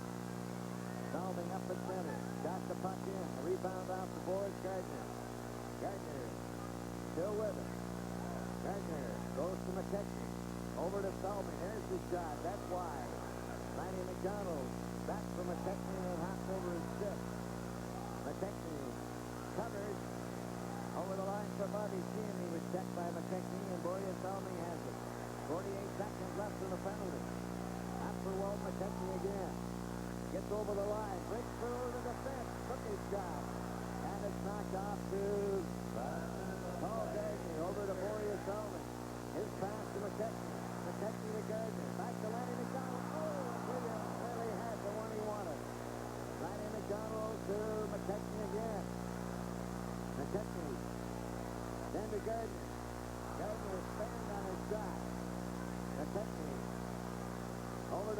McDonald. Lanny McDonald, 14 seconds left in the penalty. McKechnie to Lanny McDonald. Shot it over to Tillman. Tillman back, it's in front of the net. It's banged back to McKechnie again. Here's another shot.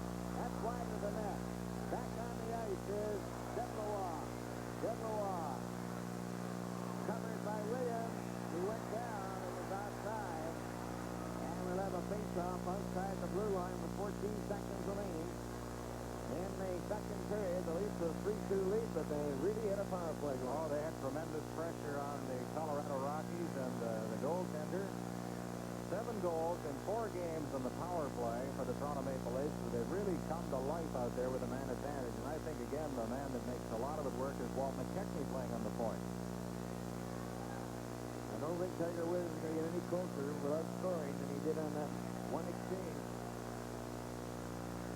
Puck comes over here for Ian Turnbull. 5 seconds left. Turnbull wants to go back into his own territory. Off the boards it comes. Edwards got it back in, but the bell goes to end the second period. And so the score at the end of the second period, Toronto Maple Leafs 3, Colorado Rockies 2. What's it take to brew a great light beer?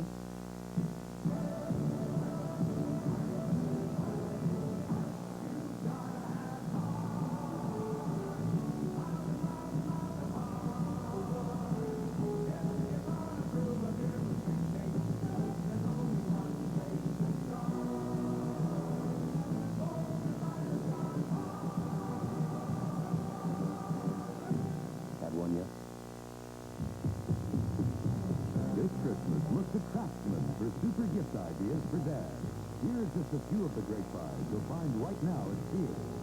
Save $6 on a smoke alarm with built-in escape light. Save $15 on a Craftsman saber saw and 3/8 electric drill. And save $10 on a Craftsman 7-inch circular saw and dual-action sander. On sale this week in the hardware department at Sears. What's the... Now, the question is, with all this radioactive waste, there's going to be 200 million more tons of this stuff. Shouldn't Ontario have to be responsible in getting Denison Mines to clean up its stuff? And is it also, do you think this is unsafe to the residents? If it is, why isn't something being done about it? Jim McCauley is chairman of Ontario Hydro, and he'll be fielding that question and a good many more. And he's your guest on the record Thursday at 8 o'clock. Join me with Jim McCauley Thursday.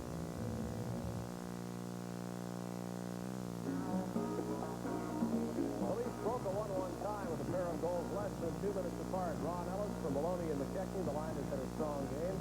And then Tiger Williams, his 12th of the season from Gardner and McDonald. The Rockies came back with one by Jack Valaket. It's 3-2 for the Leafs at the end of 2 periods of play. Part of the reason the Rockies were able to give up Barry Beck was the presence on their defense of Rob Randick, the first player taken in this year's NHL draft. And here's more on the young Colorado defenseman.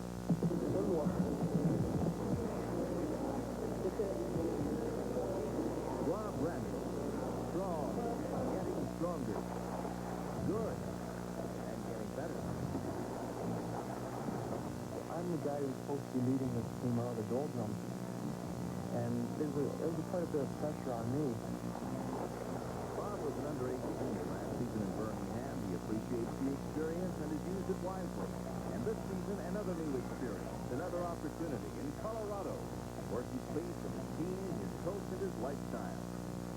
Off the ice, I slow it down a little bit. I'm not as aggressive person off the ice as I am on.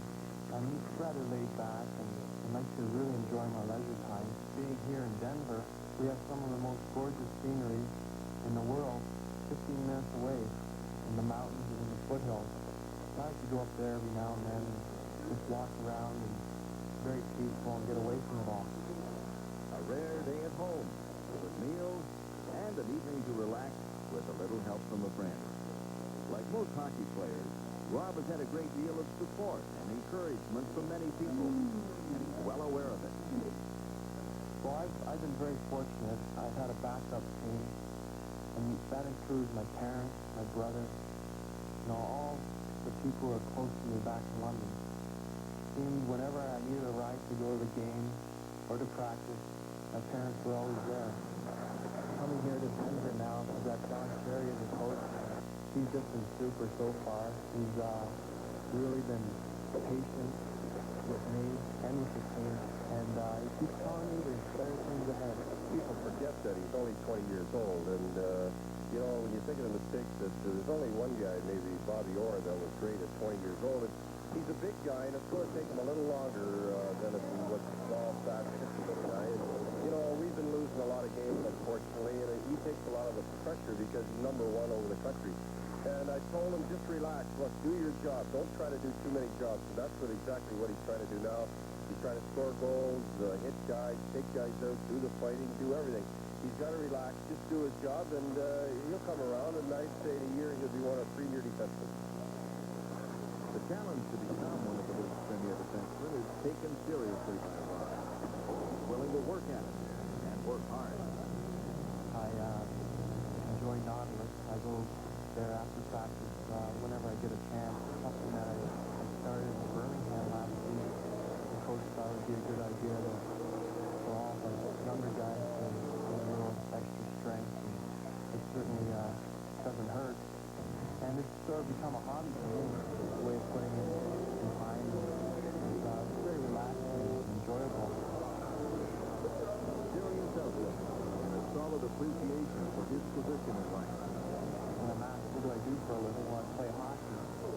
I play because I enjoy it. So it's something that I've always done all my life, and it just fits so nicely that it's now a business, but it's so pleasurable. Rob Randall, the glimmer of hope in Colorado's future.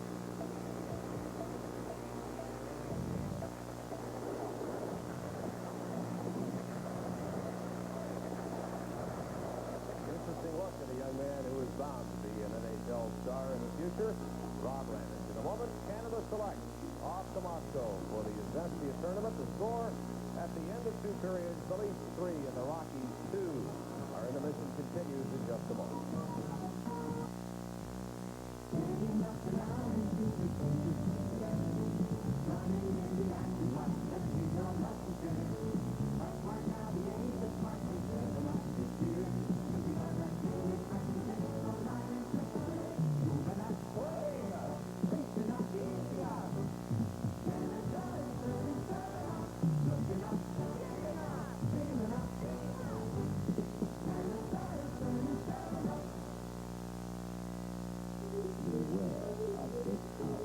Because evil lives inside, and anyone who goes within it will never come out alive.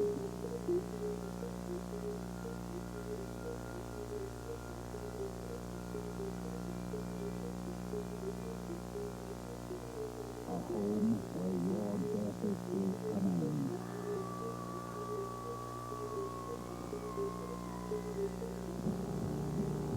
Suddenly, the ultimate terror is in their corner. As they become the helpless victims of a tyrant whose real name is murder. Now there can be no escape, because the master of this house is death. Beware of a different power in every room and a killer in every corner. Talk about a tough task. The Canada selects over to the Zestia tournament in Moscow to play the Soviet national team, the Czechs as well. We get more on that squad from John McGilvray. The team that will carry Canada's colors to the 1979 Zestia hockey tournament in Moscow was unveiled Monday at Hotel Toronto, just prior to their departure for Helsinki and a couple of warm-up games. The National Hockey League has contributed 13 players. The remainder will be made up by Canada's 1980 Olympic team. The general manager of the club is Toronto lawyer Bill Waters. General managers in the NHL were very cooperative, and you know the ones that don't particularly get involved in international hockey, and I just don't bother contacting them. But the ones that I know will give you a little bit of a role, you give them a call, and then they all were very, very cooperative, and I'm very pleased with the caliber of player that we're able to procure. Do you have any particular goals set now for this particular tournament? I just hope that the guys want to play. I hope we can create that type of an atmosphere. And if they can, I'm confident that we can finish third. If we have problems communicating that to them, then it could be a long, cold week in Moscow. One of those players who will be wearing Canada's colors from the National Hockey League is Dave Gardner. Dave, you've had a little bit of international experience. Yes, in 1972 when I joined the Canadians, I was with the Nova Scotia Voyageurs, and we played against the Russian Army team at that time with the Montreal Junior Canadians, and we were one of the only teams to tie or winning it. We tied them 3-3, and it was just a great experience to have the people in the Montreal Forum all rooting for you against the Russians, and it was always a great experience to play against the Russians. They had heard so much about them. There hasn't been any mention of Canada winning the USSC hockey tournament this time round, but there is an air of optimism in the Team Canada camp. Today, the Canada Select played an exhibition game in Finland and lost 5-4 to what was called Finland's B team. Bob Golden will have highlights of our second period here at Maple Leaf Gardens as we return with our intermission in a moment. More and more people are taking advantage of multi-branch banking at the Bank of Montreal. I drive a cab, make my deposits all over the city. For me, that's convenient. The day I moved, I could get the cash I needed from the branch just down the street. I fly for a living, and when weather keeps me from getting home, it's good to be able to get to my money. If your bank doesn't give you the convenience of multi-branch banking, come to the Bank of Montreal. Find out more about it. At the Bank of Montreal, it is your money. A long-distance and endurance runner from Australia, Bill Emerton, tells us why he does it. On Stacey's Insights, incidentally, he didn't run all the way here from that continent down under. And it's the time of year when we take pictures of our loved ones to keep memories of a time that will never come again. So our special guest on Thursday's Insight is Tony Spina, who gives tips to amateur photographers like us and tells us what to look for in the camera.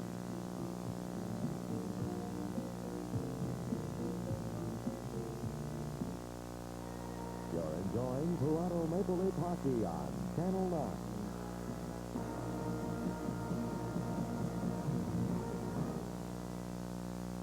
Bondi TV and Appliances handles only top brands, including Speed Screen washer and dryers, #1 in laundromats because they're built better to last longer.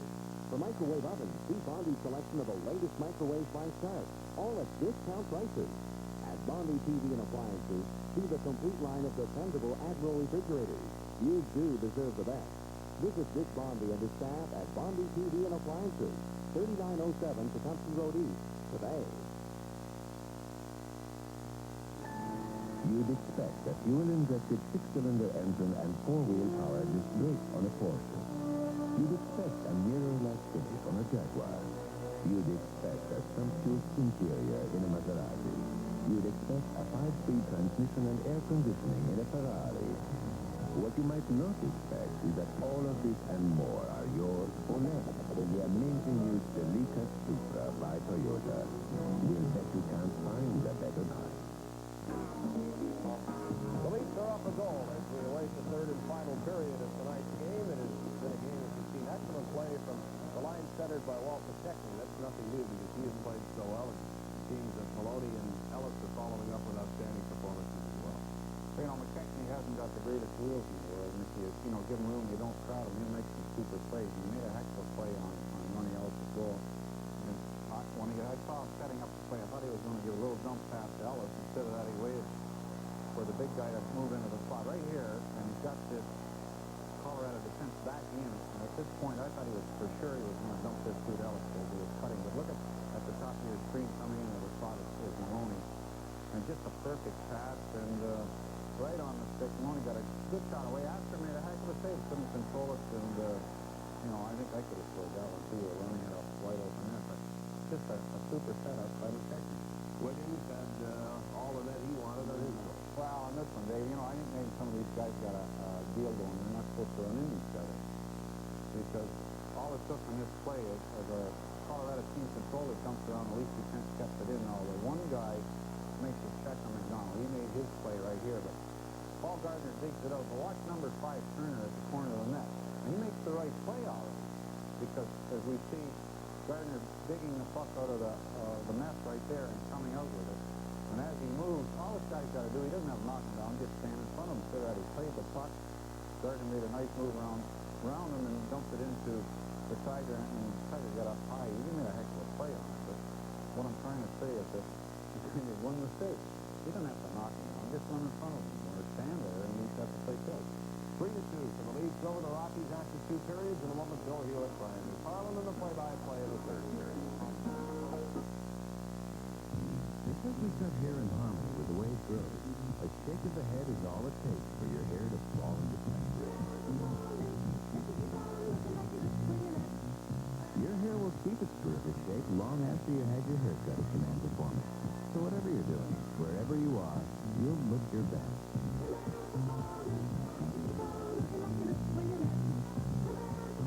Command Performance and Pickwick Place across from Tecumseh Mall, Winter. The Shirt Gallery Menswear is not only a shirt store.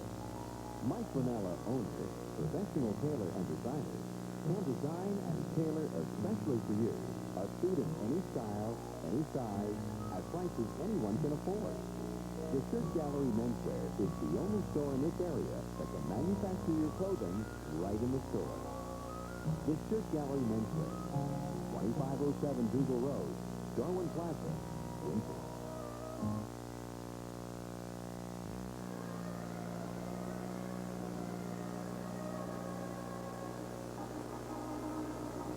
Live from Maple Leaf Gardens, we're featuring tonight the Colorado Rockies and the Toronto Maple Leafs.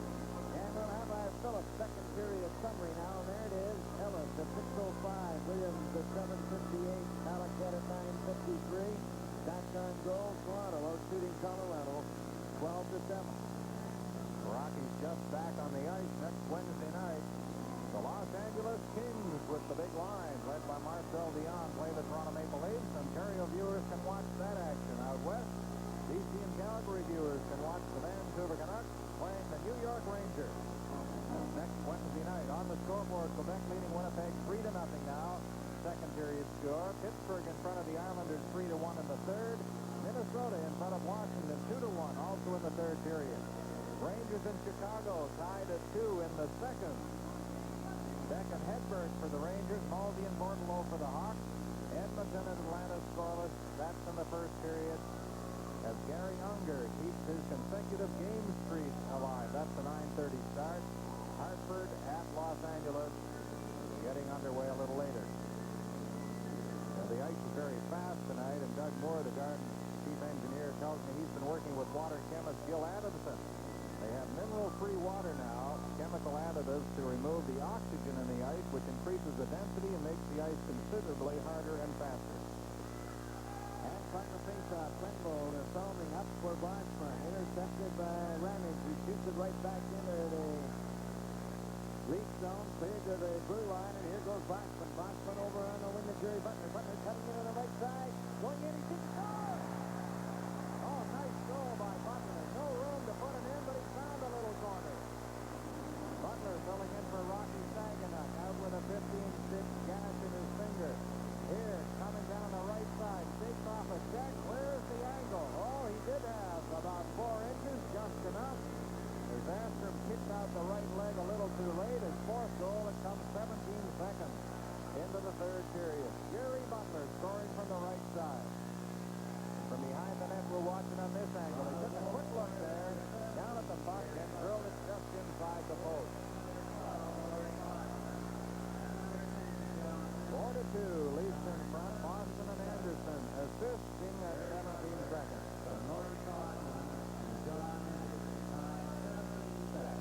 Toronto Maple Leafs 4, Colorado Rockies 2. Puck is cleared over to the left side.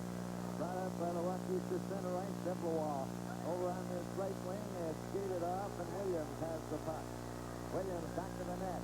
Now he shows a burst of speed. Comes straight up through center. Got it too far for Laney McDonald. McEwen's going back to touching. Icing is the call. Mike McEwen, the Colorado Rockies. Don Cherry at the bench. After a couple of big wins on the road, we watch again the goal by Butler early in this third period. Cherry running into problems here at the Gardens tonight. Rennie Robert Beverly took his shot wide of the net. Barry's out there as well, number 8. And it's Williams, a long pass for Lanny McDonald. Mike McEwen gets in ahead of him. McEwen just gets to Debevois center. Robert over on the wing. Barry closing in. Took his shot. Another shot. Still loose. Another shot. Harrison doesn't know where it is. And it's shot down the ice. The Rays are very lucky on that one. That's by Beverly as the Rockies came very close to score. Toronto 4, Colorado 2.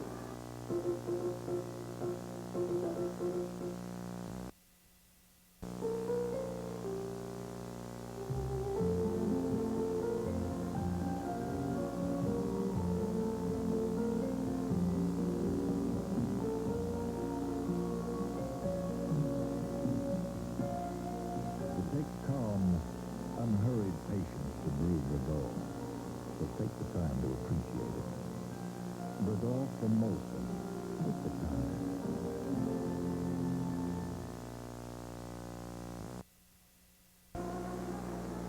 Well, we're back right here at Maple Leaf Gardens. There's some of the spectators looking on as Williams goes to the corner. A back pass for Ian Turnbull.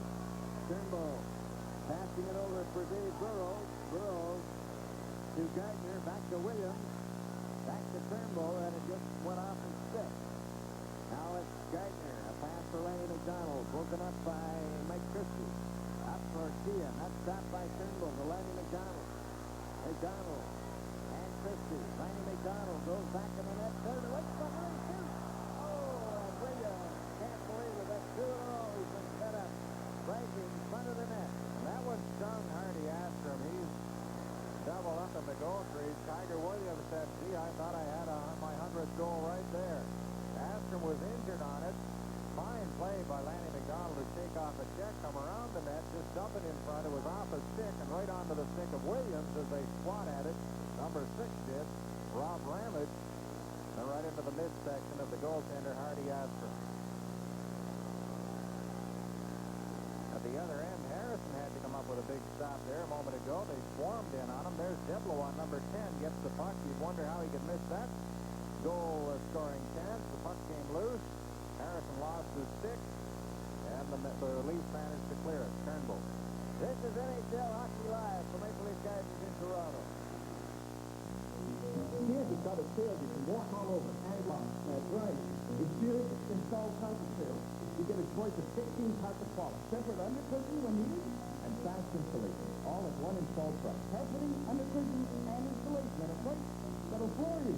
Get it?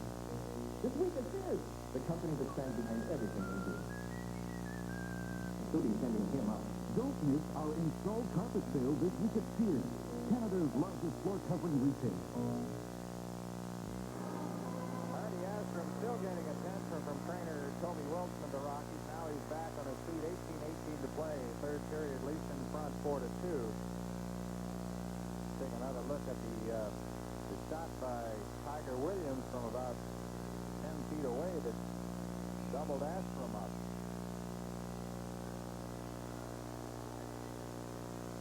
He's the Swede was with New York.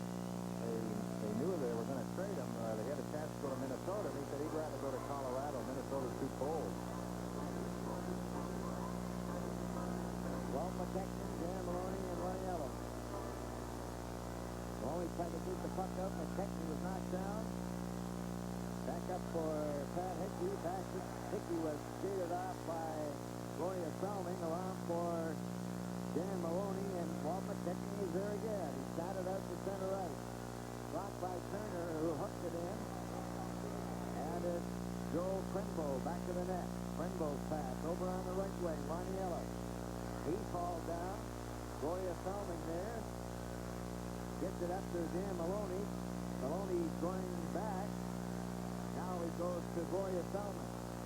Salming moves up through center. Shoots the puck in around on the board. Maloney goes in after it. Had it stopped, but it's picked up there by Nick Beverly. Beverly covered by McKechnie, and Maloney has it. Dan Maloney tried to step away from his check Turner, and it's Colorado with Pat Hickey and Nick Beverly going in together. There's Delorme right in front, and he's rolling way wide. Puck ends up in the corner again. Delorme gets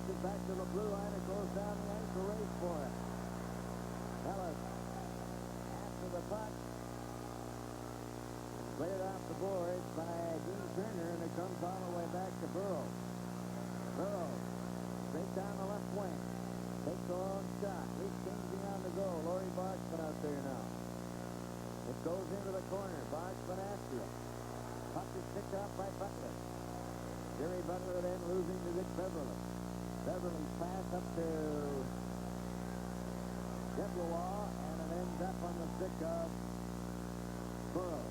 Burrow hits Anderson. Boxman ahead to Anderson. Anderson comes over the blue line, drops it back to Boxman. He took a shot. Hasn't stopped that. It goes up on top of the net, bounces off that.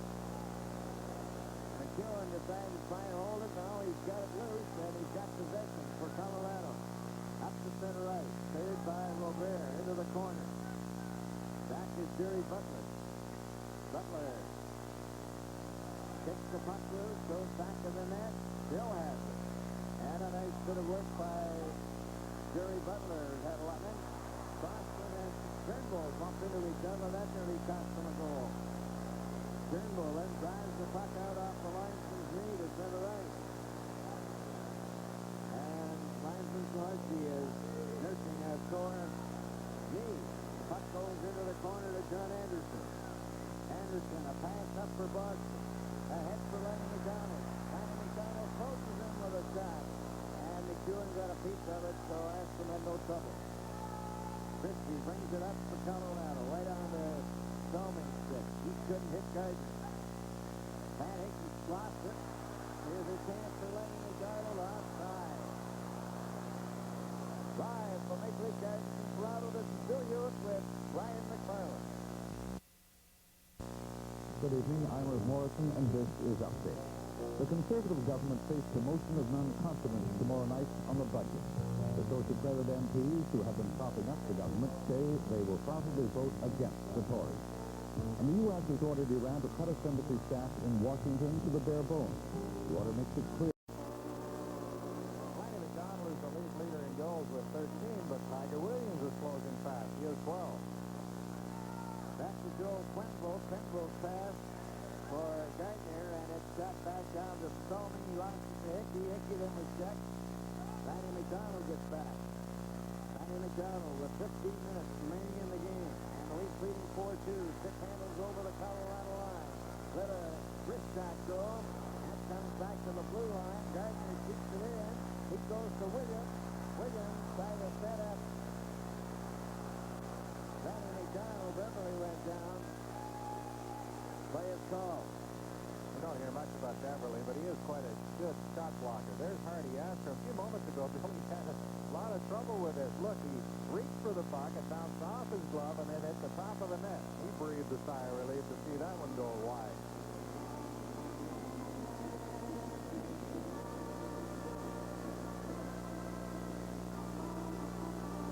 I think Beverly took that shot up in the nose area. And also Bobby Sheehan, so they're running into injuries. Bob McKechnie, Dan Maloney, and Ron Ellis. McKechnie won the draw. Ellis drove it wide. McEwen after it. Ellis beat him to it. Gives it to Walt McKechnie into Dan Maloney. Maloney shot it across. Comes back to Turnbull. Turnbull gets his shot. The quick with the shot by Turnbull. But a rough night for Hardy Astor in that Colorado goal. And under the deflection goes past him. And McKechnie, who's been perhaps the best player on the night on the ice all evening, deflects this one. Now watch him set up right in the perfect position in the slot again. 3 Colorados around him, but none of them near enough to help very much.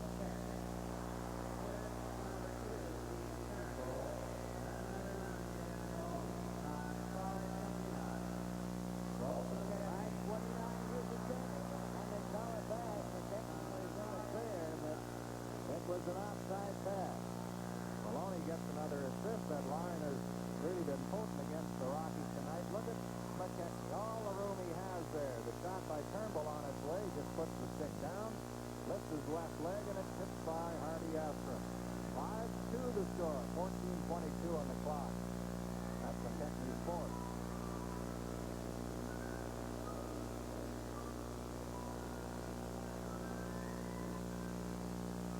2 goals and an assist, which isn't bad for the night. Going back, Gene Turner icing his call against the Leafs. We'll watch again from this angle. There's the tip in by Walt McKechnie. So coming into the action now, he had 12 points in the last 7 games, and the 7-game scoring streak was snapped Saturday night against the Islanders. Tyler started another one. Rennie Robert out there on the forward line along with Mike Dixon. Here's a chance for John Anderson. Anderson back of the net, trying to center it. It's cleared out in front. Boston couldn't get it. Butler does. He took a shot. That in a lane. Butler trying to center it again. Comes back to Quenville, and it tipped out to center right. Back goes Boston. Boston shoots the puck in. Astrom stops that. Leaves it for Turner. Turner around on the boards to Deblois. Deblois and Robert together. Over the line. Deblois hit. And a puck is shot by Boya Salmon back down the ice. No icing in that one. Nick Beverly getting it over to Christie. Up it comes to center. That's going down the ice. Quenville can get to it, and he does. Icing against the Colorado Rockies. This is the Colorado Rockies and the Toronto Maple Leafs. Our service the way it used to be. It's here at Al Santing's Garage. Santing's has always offered the best tire and Maglia service, but now Al has a team of experts that do it all. Electronic engine tune-up, alignment, steering and suspension, complete brake jobs, standard and custom exhaust, oil change and lube, and more. Al's proud of his boys. They do it all and they do it well. Al Santing's Garage, Walker at EC Road. Hammer back line here, Maple Leaf fans. Here's the time to play, 13:22, and the score, Toronto 5, Colorado 2. Gagner out there with Williams and Lanny McDonald. Williams takes the puck out, got it. Straight over Mary to Paymon. Paymon shoots it down the ice. Harrison lets it go. Bahiki, he gets to it first. Turnbull has broken his stick. Paymon trying to center it. Terry checked it. He shot and that was stopped. Harrison stopped another one. And Gardner ahead for Lanny McDonald. Lanny McDonald stopped by Christie. Cummings lost it to Lanny McDonald. Passing it back to Gardner to Lanny McDonald. He takes the shot. Astrom stopped that.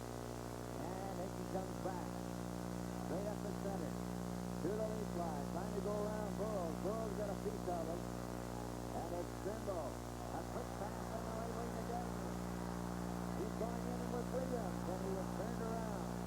Williams goes to the board. And it's Berry. Check. Gardner. Leaving it for Lanny McDonald. Williams is still down, but Gardner's got the puck. Back to Turnbull. Hit shot. Hits away. Gets it again. Into Williams. Williams in the corner. Still has it. Passed it back to Gardner. Gardner centered it. Lanny McDonald couldn't get it. Ian Turnbull then gives it to Gardner again. He comes back to Burrows. Burrows in for Williams. Williams then shot it over to Lanny McDonald. Here comes the time right on Astrom. Another shot. And that one went high over top of the net. Williams after it. Williams kicks it loose to Gardner. Gardner tried to center it. And Christie finally in desperation shoots the puck down the ice. As the Leafs were all over it. Icing is the call. Against the Colorado Rockies. Not a bad idea to get that puck out of trouble. Quebec leading Winnipeg 3-0 in the second period. Islanders and Pittsburgh tied at 3 in the third. Minnesota now leading Washington 4-2 in the third. Payne has his 20th goal for the North Stars. Elsewhere, Rangers over Chicago 3-2 in the second. Atlanta and Edmonton a 1-1 tie. Hartford at Los Angeles a little later on. Dan Maloney bumped against the boards. The puck goes loose. Long getting it out to center ice. Boya Salming recovers in his own territory to Joel Klingbo. A whistle from Boya Salming goes to McKechnie, then up to Salming. Salming goes around the lawn, centered it right out in front. Beverly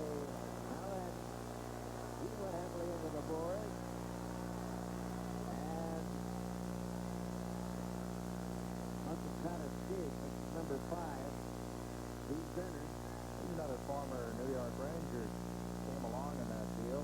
Played here one time last year for the Rangers. Belichick, back of the net, left it there, Beverly, over to Turner. Turner coming to his own blue line. McKechnie got a piece of him, but Turner continues to the leaf line. Got it right in the net. Below him off the board, couldn't center it. Covered by Boria Salmi. They go down in a heap, and that's where play ends. Reminder again that Don Cherry will be our guest on the overtime show right after the hockey game. So stay tuned. Goes to the Rockies. Be our guest on overtime. 10:43 to play in the hockey game. Leafs in front 5-2. The Rockies look a little weary now. Nathan Hart hit by injuries in this game. Vinny Rozier, Pat Hickey, and Deblois is up from the Hickey, and he couldn't get a shot. Back come the Leafs. Up the center for Maloney and Ella. The Kentucky Straylick. Maloney had it over the line.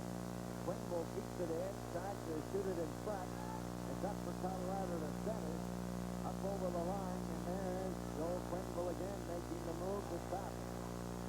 Joel Quinville now leads a 4-man lead rush to center ice. He goes over the blue line, drops it right back down to Deblois. 6. Deblois comes back over the blue line. Here comes his shot. That hits Turnbull, and it's cleared by Maloney out and down the ice. Back for it is Mike McEwen of Colorado. Toronto leading 5-2 with 9:55 remaining in the game. Puck goes to the corner. Jerry Butler has the puck. The flex to Ian Turnbull. Turnbull gets it up at center ice. It goes to John Anderson. Anderson trying to get it over to Butler. And brought back into the outside. Deblois, number 10. With the score, Toronto 5 and Colorado 2. Our telecast returns in a moment. Have you ever seen a 300-year-old 14-foot saguaro cactus come to Calasante's tropical paradise, all under 2.5 acres of grass here? Calasante's is not only a retail plant outlet, but a place to see things and do things. Rare exotic birds, hardly animals to pet, a refreshment area to relax in.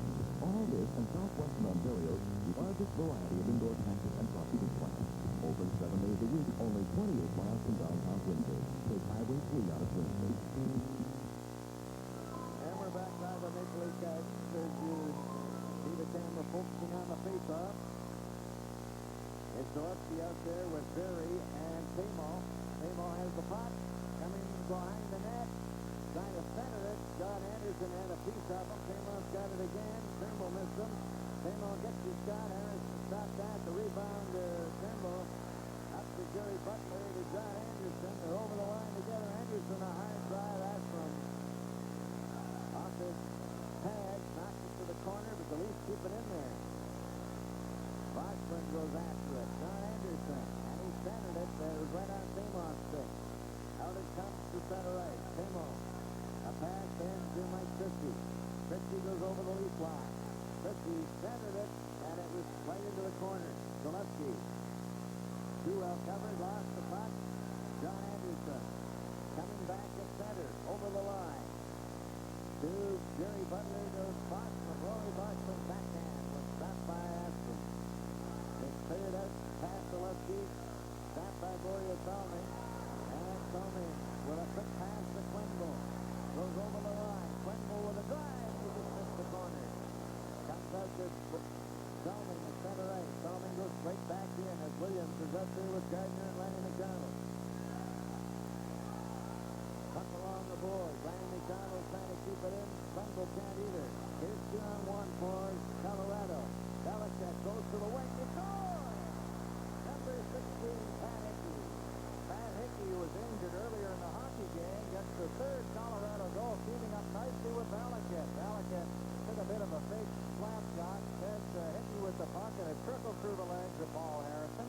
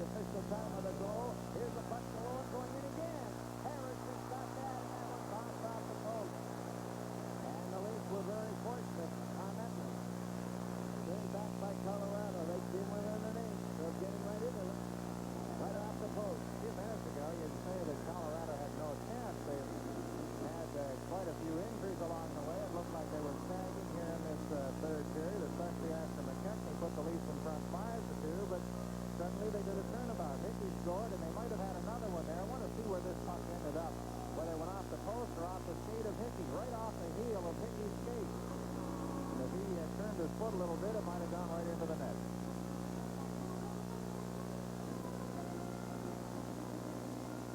Now the lead out is McKechnie, Maloney, and Ellis now.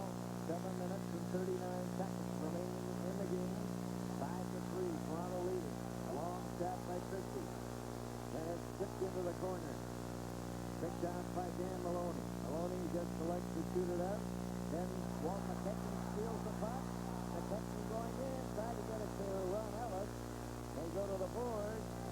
McKechnie is there again, and he's ever dangerous. And then he got away.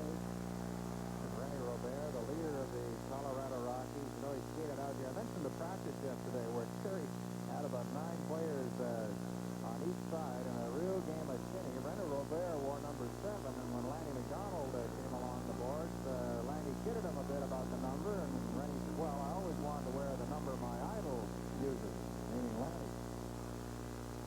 And regular play, of course, Robert wears 14. And he's up there now at center against McKechnie. McKechnie wins the draw. Ellis over to Thalman, and Aspen had to make a good save on William Thalman. He goes into the boards. Ellis is there. With 7:08 to play. A reminder again. Next week, Wednesday night hockey series, Los Angeles at Toronto. And Vancouver plays New York. Fans in British Columbia and Calgary can watch the Vancouver Ranger game.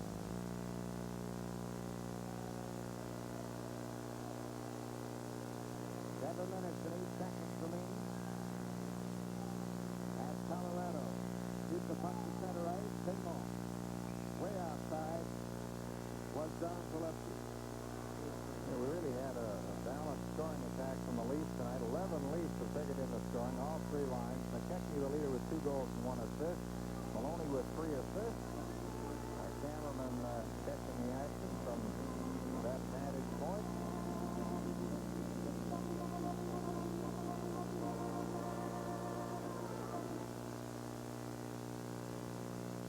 Now it's up for Quenville. Quenville backhands the puck in. Goes back to the net. Shot off the board. John Anderson stopped it. And he fired one way wide. Gillespie would play again for Colorado. Shooting it down the ice. Covered by Jerry Butler. Harrison got it on the board. Barry stopped it for Colorado. Covered by Bosman. Goes loose though. Gillespie trying to get it back to the blue line. He does to McEwen. McEwen gets his shot. And that stopped as everybody filed into the net. And they've got Paul Harrison jammed around the post. Visiting hours from 8 to 10. On the scoreboard, 4-0 now, Quebec in front of Winnipeg. Still tied, Islanders and Pittsburgh. Minnesota holding a 5-4 lead over Washington. That's the final now, Islanders and Pittsburgh. Another final, Minnesota over Washington, 5-4. North Stars keep rolling along. There's that action in front of Harrison. He's trying to keep an eye on the puck and gets lots of company in there. Get him wrapped around the post. Jerry Butler back to the net. Leafs have a 5-3 lead with 6:19 remaining, but Colorado is coming on. A pass out in front. That was deflected wide by Belichick. Jerry Butler again to Bosman. Bosman couldn't get it out.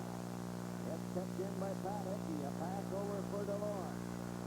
And at this point, the Rockies are outskating the Leafs, and they're having bottomed up in their own end. Here's McEwen's shot. That was high and wide. John Anderson. Shot by DeLorme. Then he gets it back again. Couldn't get it out. McEwen cleared it through an open wing. Still not out. It's kept in there. Pass out in front. And DeLorme couldn't get to it. McEwen goes down. Pass right in front of that again. And Harrison came out and made a great save on Belichick. Anderson comes right back. Over the line. Trying to get through. And Ryan got in. Belichick then recovering and shooting it over onto the far wing. Pat Hickey just flips it out to center ice. Shot by Turnbull. Kicks it to Burrows. Burrows comes over the line. His shot. Aspen missed it, but it was off the net. Williams fighting for the puck. That goes out to center ice. Back to the blue line, Burrows. Over to Turnbull. Turnbull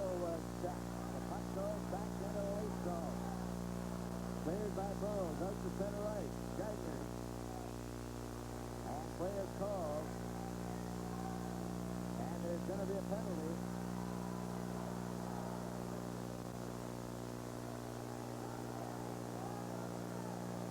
With 4 minutes, 51 seconds left in the game, the score is Toronto 5, Colorado 3. Ottawa Street Business Association extends an invitation to you to visit the Ottawa Street Shopping Center. Ottawa Street has been a shopping tradition for over 50 years and has built pride on personalized service and plenty of parking. Right now, visit Ottawa Street for the $1,000 free Christmas shopping spree contest. Free entry blanks at all stores. No purchase necessary. Drawing date December 19th. Enjoy over 60 stores and services at Ottawa Street Shopping Center. Still have a delay here while we're trying to sort out this penalty situation. Here's the call now. Lenny Robert gets a 10-minute misconduct.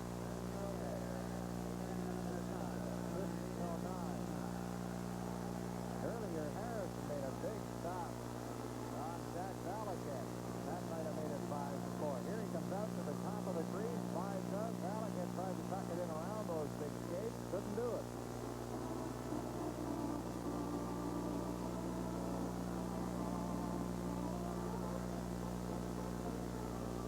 So Robert gets a 10-minute misconduct. They say he was so sick with the flu before the big game in Montreal the other night he could barely make it, but then he scrambled to his feet and was able to play a strong game for Colorado. Burrow's got the puck in back in the Colorado net.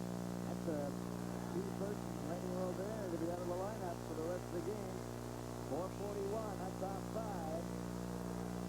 As coming in was number 25, Bob Sheehan, but he was about a foot over the blue line. Well, they have him back anyway. They lost Pierce earlier, and Trevor Johansson, I see, was suited up at the end of the arena. The Rockies have set a club record with 3 wins on the road. They're trying to make it 4 in a row, but they trail by 2 now with 4:38 on the clock. Barry and center, Deblois on the right side. Mike Gibson on the left. That's Turner shooting the puck in for Colorado. Way to put Deblois down. The puck comes up to center ice. Paul Gardner gets to the line, gets it to Turnbull. Turnbull took his shot. Has to stop that. Gardner knocked it down. Trying to get his shot. Turnbull kept it in to Lenny McDonald. It goes behind the net. Williams couldn't get to it. Gardner gave an elbow to Turner. There's going to be a penalty to the lead. Deblois pass. Lenny McDonald touched it. And an elbow to Paul Gardner. Well, I think everybody in Maple Leaf Gardens saw that one. Now Turner wants to mix in with Gardner. Well, this is no time to retaliate from Turner's standpoint. Two-minute penalty with 4:03 left. First of all, it's a bad time to take a penalty. We look at Gardner when we say this, and a much worse time to retaliate as we glance down at Turner. Watch Turner trying to clear the puck up the board. Gardner really laid it on him there as he tried to get up the puck out of danger.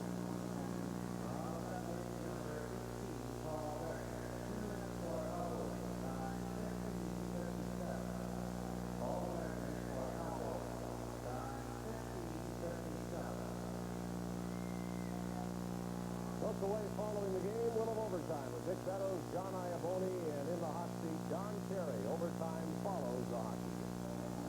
Oh, I'm sure we'll all look forward to that. Don Cherry in overtime, 4:03 to play. Toronto leading 5-3.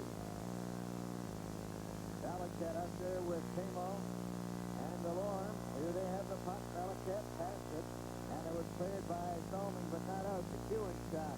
And Boya Thoming stops it at that. Quenville got it to the blue line, and it goes out. McEwen pushing it back to Remy. Remy gets it over to Tamo. Tamo couldn't get over the line. Colorado with McEwen finally to Valaket. Shot by Boya Thoming. Drives it off the boards and out. And Colorado has to go back. Remy inside his own blue line. Tries a pass to Mike McEwen. Here he comes, up the center. Four of them over the line. Boutet trying to stop him. McEwen tried to center it. It comes to Rennie. Rennie back to Belicat. Belicat in the corner. Belicat gets it back to McEwen. That shot goes over to Pamo. Pamo back to McEwen. Into Belicat, and that shot hit Quenville. Salming hasn't got a stick. It's Delorme over to Rennie. Rennie shot hit it. The broken stick. Still kept in by Pamo to McEwen. Here comes the drive, and Harris is stopped out. Pamo gets it back to the blue line again. Rennie's another shot. Look out that high. And went way up into the seat. And the Colorado Rockies are putting on quite a finish here, trailing by 2. They are indeed. Salmi had lost his stick, while the Rockies had the man advantage. Delorme, meanwhile, was taking quite a buffeting in front of Harrison. I like this when there's Delorme, he switched sides. Now we'll isolate, if we look at Quenville, we'll isolate a little bit here in Harrison. And watch Delorme, and Salmi figures, well, if I don't have a hockey stick, I'll at least take my man out. He almost took Delorme's stick. He dropped it there, and Harrison's free.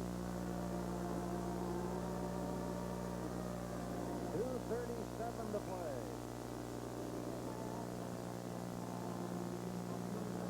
Gardner has 34 seconds in his penalty. Tonight he's had 4 minutes in penalties, and that's the same amount he picked up in 23 previous hockey games.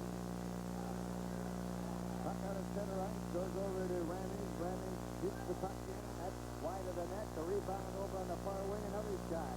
And this time, Ian Turnbull carries it, but not out. Gillespie has it. Ian's up there with him. Ramey's a shot.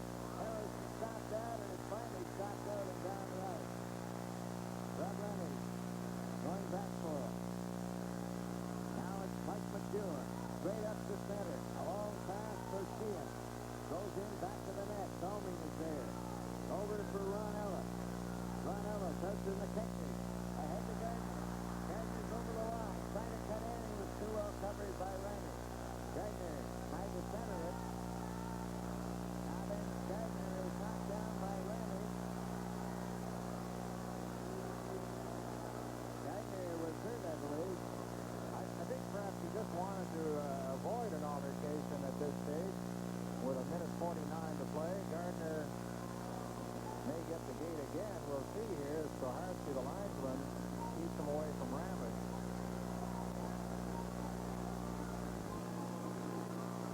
Well, that's the end for Ron Ramey. Gardner goes to the Leafs dressing room. A minute 49 on the clock.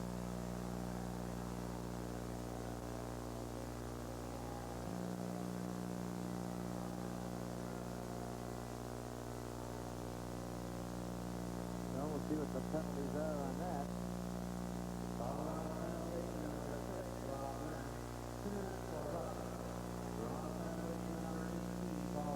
Rockies 60 Ramey. Roughing penalty at 18:11. Gardner did a kind of a half punch with his left arm, and then Ramey tackled him in retaliation. Pulled him down. Roughing penalties to the pair. 1 minute, 49 seconds remaining in the game. Toronto 5, Colorado 3. Puck goes back to Boya Salming. The teams are playing 5 aside. And will till the end of the game, unless, of course, other penalties occur. Came on, got the punch in, and way outside was Pat Hickey into 16.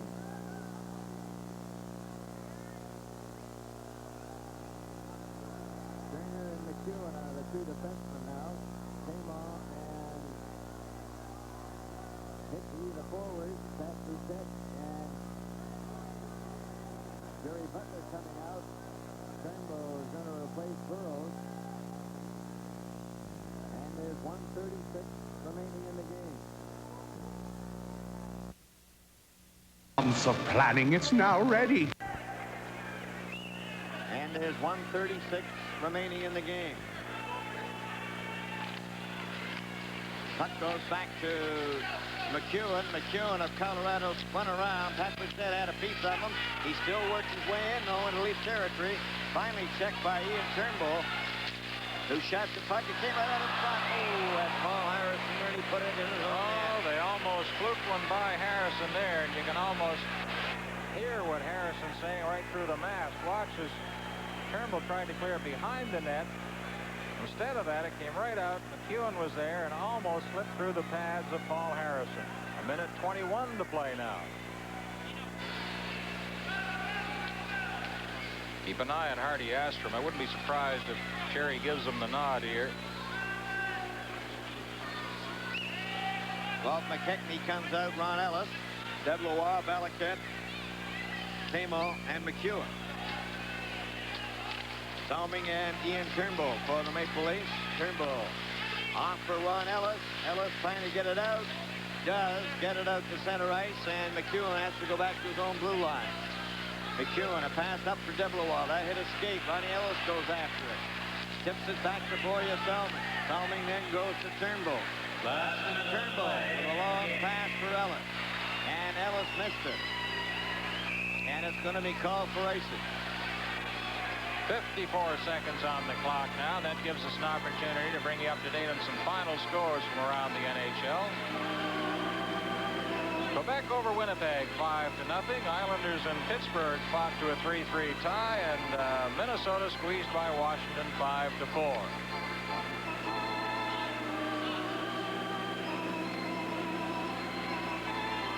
So Hardy Astrom has gone to the Colorado bench. The Rockies have the extra attacker in play.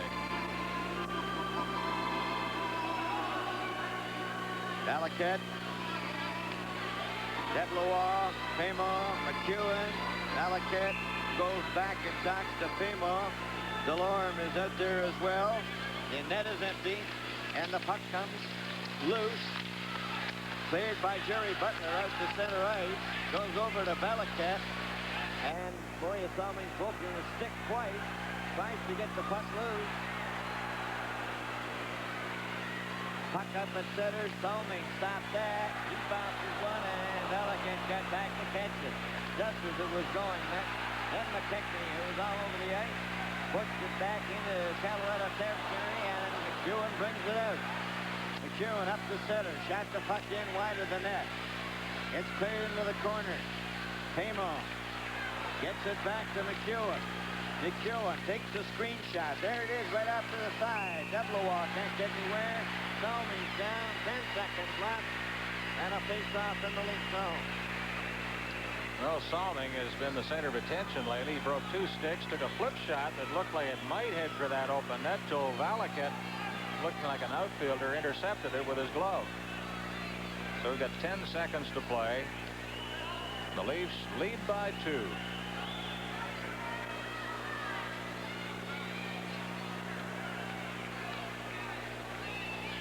Techney remains out there with Turnbull. Toronto taking a 30-second timeout. Giving the players a breather with 10 seconds left.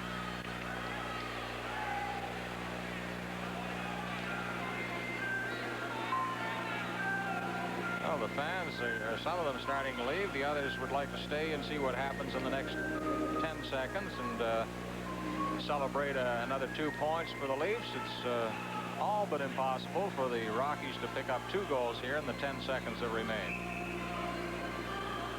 Merry Christmas, Leafs.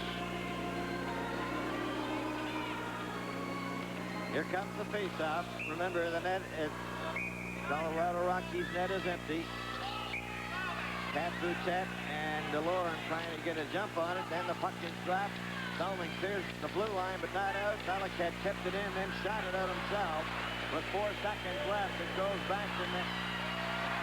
And there goes the bell. The game is over.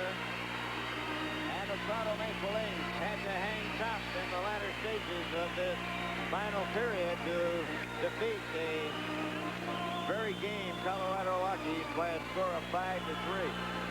And the Leafs congratulating each other and getting set to lead the ice.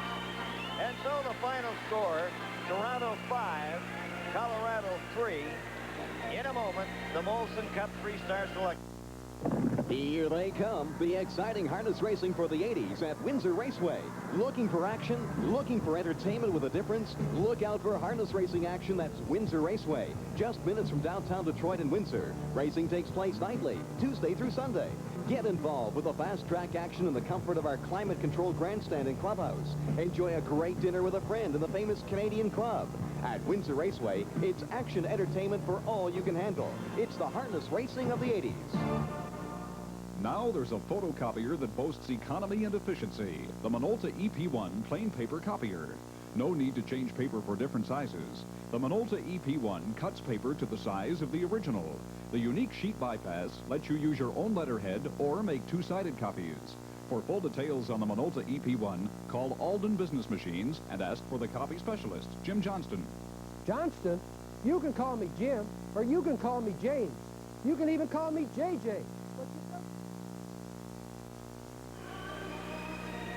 Ladies and gentlemen, here are tonight's Molson Cup 3 stars.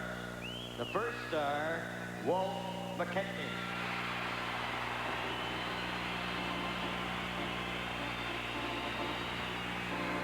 The second star, Dan Maloney.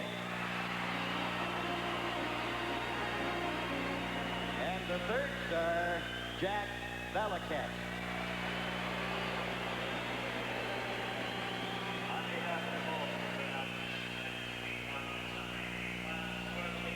Once again, the final score, the Maple Leafs 5 and Colorado 3.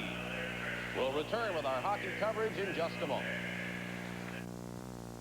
Getting up and out into the clean crisp air, joining in the active life that we all love to share. That's why now the age of sparkling 7-Up is here, because we love that clean, refreshing taste, so light and crystal clear. Moving up, way up, reaching up, speeding up. Canada is turning 7-Up, looking up, getting up, feeling up, being up. Canada is turning 7-Up. Chrysler Canada has confidence in the cars and trucks they build. Confidence enough to offer a 5-year, 80,000-kilometer service protection plan. And from now until December 31st, 1979, the Chrysler 580 protection plan is yours free when you buy or lease a Chrysler, Dodge, or Plymouth car or Dodge truck at participating dealers. You save up to $459. Chrysler is building for the future, and the future looks good.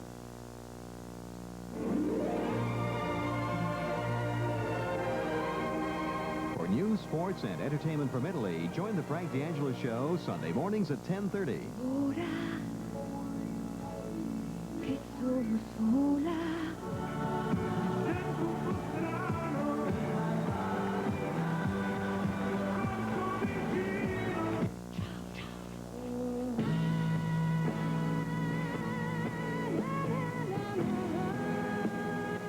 Dolce tuo sorriso tentator, nasce l'amore.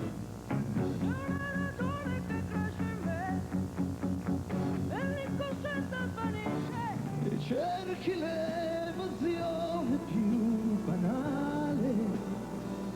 Enjoy the Frank D'Angelo Show Sunday mornings at 10:30 for news, sports, and entertainment from Italy.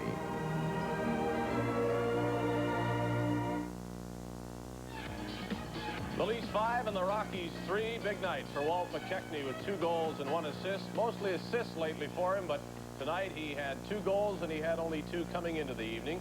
And Dan Maloney had 3 assists. So for that line, with Ron Ellis also getting a goal, the dominant force for the Leafs tonight. Now, if you watched the NFL football game on Monday night from Houston, you saw lots of signs around the Astrodome that said, "Love you, Blue." And you probably thought that 50,000 people were saying they loved the Oilers. Not true. They were talking about Don Cherry's dog. Blue is not here, but Grapes is, and overtime with Don Cherry comes along in just a moment. Is TV sports all the same? It sure isn't. The big Detroit stations have hardly heard of the CFL. They don't know anything about the Windsor Spitfires or the Chatham Maroons. They don't care about Windsor High School football or Essex County baseball. They think the Toronto Maple Leafs are the opposition. Well, Don Daly and the CBC sports team don't think so, and that makes a difference. On Newsday, weekdays at 6. Fans, here he is, the world's most dangerous wrestler, Dick the Bruiser. Saying, do you know that my pal, George Cannon, will be seen right here on Channel 9 with Superstars of Wrestling, the home of the Bruiser, Channel 9, following the Thriller every when. Saturday night. You've got it, you've studied it, I'll see you and watch George Cannon and Superstars of Wrestling. There's a brand new Anchorman, weekdays at 5:30. I'm upset, outraged, and angered. Oh, well, what happened, Ted? Didn't you like your prize and your Fruit Loops?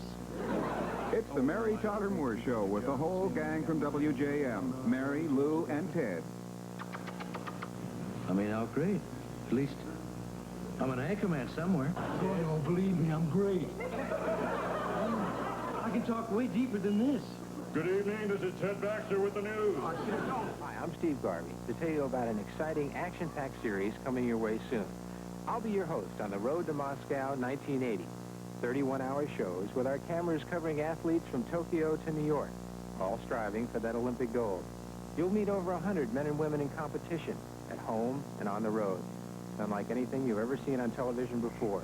That's the Road to Moscow 1980. Watch for it.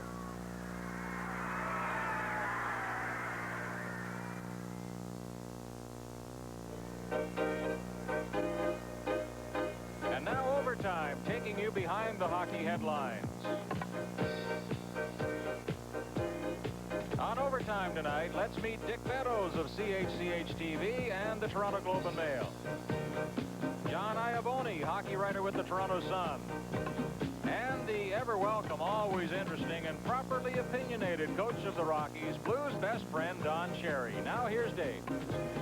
Thank you, Brian. Well, Don Cherry has had some memorable moments the past few weeks. One at the Boston Garden, which he says is the biggest thrill ever, and one at the Montreal Forum, which may have hastened Bernie Geoffrion's departure. I'm sure we want to talk about those things. I don't know how much you want to talk about tonight. We got 5 David, or 10 seconds. before we do, I don't mean to interrupt the guy wearing morning clothes. A guy wearing morning clothes has never been like, never coach has walked into this league, any game, wearing morning clothes. Never. But I want you to wear the hat that I promised you some weeks ago. Well, why don't you? I don't That's feel like a I mean, if you get all over that sort of that beehive hairdo, that may be just the right size. That's the Nimlac style hat. Look at it. Oh, what? You're lovely. It's the Nimlac style hat. Look at it. Not bad. Oh, really? So you have to have a.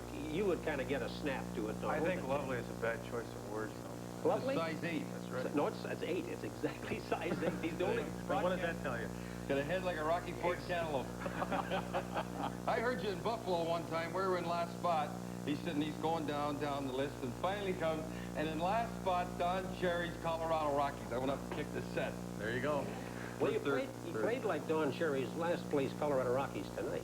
Lost 4 guys, I understand. We lost 4 guys. We haven't shot them, I understand, in first period, 17-10. Harrison played very well. Let's face it, Hardy didn't have as good a game tonight as he did the first time. That 2-1 hockey game, he played well. That's right. He sure played well. Seems like a long time ago. Okay, Well, a lot has happened since. Well, his club's got a little better. Tell us about the night. Better. The night in Boston. Well, I'll tell you, there's a threshold of happiness you can reach, and that's the thing. It was just like a Cecil B. DeMille did the whole thing, and it was just absolutely gorgeous. To walk into Boston, your former center, and beat them pretty well right at home. I'm telling you, somebody threw some artificial grapes, and the captain come over and give it to me. How much did you pay him to do that? I don't know. I didn't pay him anything, I'll tell you. I was in ecstasy, I'll tell you. And you called a timeout near the end of the game? Yeah, well, it's like Smitty tonight. 10 seconds ago, I called the timeout by 3 lead. That's clever. Yeah, it's part of the showboating. You're sort of leading them all in the showboating. Didn't sign any autographs, though. No, that's what you did. Don, I want to ask you about the Boston thing. A little bit of a side there. You were there, I guess, for 2 days. And the previous night, before your game against the Bruins, where you beat them recently, the marching band was in town, the Black Watch. No, Dick. What happened was that we get in that morning, and the afternoon, Black Watch were in. And you're a former drummer. Yeah, I'm a tenor drummer, you know, spinning around. Yeah, and, who did you play for? City of Rochester Pipe Band. and you wanted to go and watch these black watch Best drinking guys. band in the world. And I wanted to go stop. I was too tired, but he had phoned, Mr. Mooney phoned and said, don't allow him in. Anybody allows him in is fired. Paul Mooney, the president of the Bruins, Dave and John, said, don't let that guy in the rink, former coach who made them pretty respectable. And not only that... Watch this black watch, which you'd like to have done.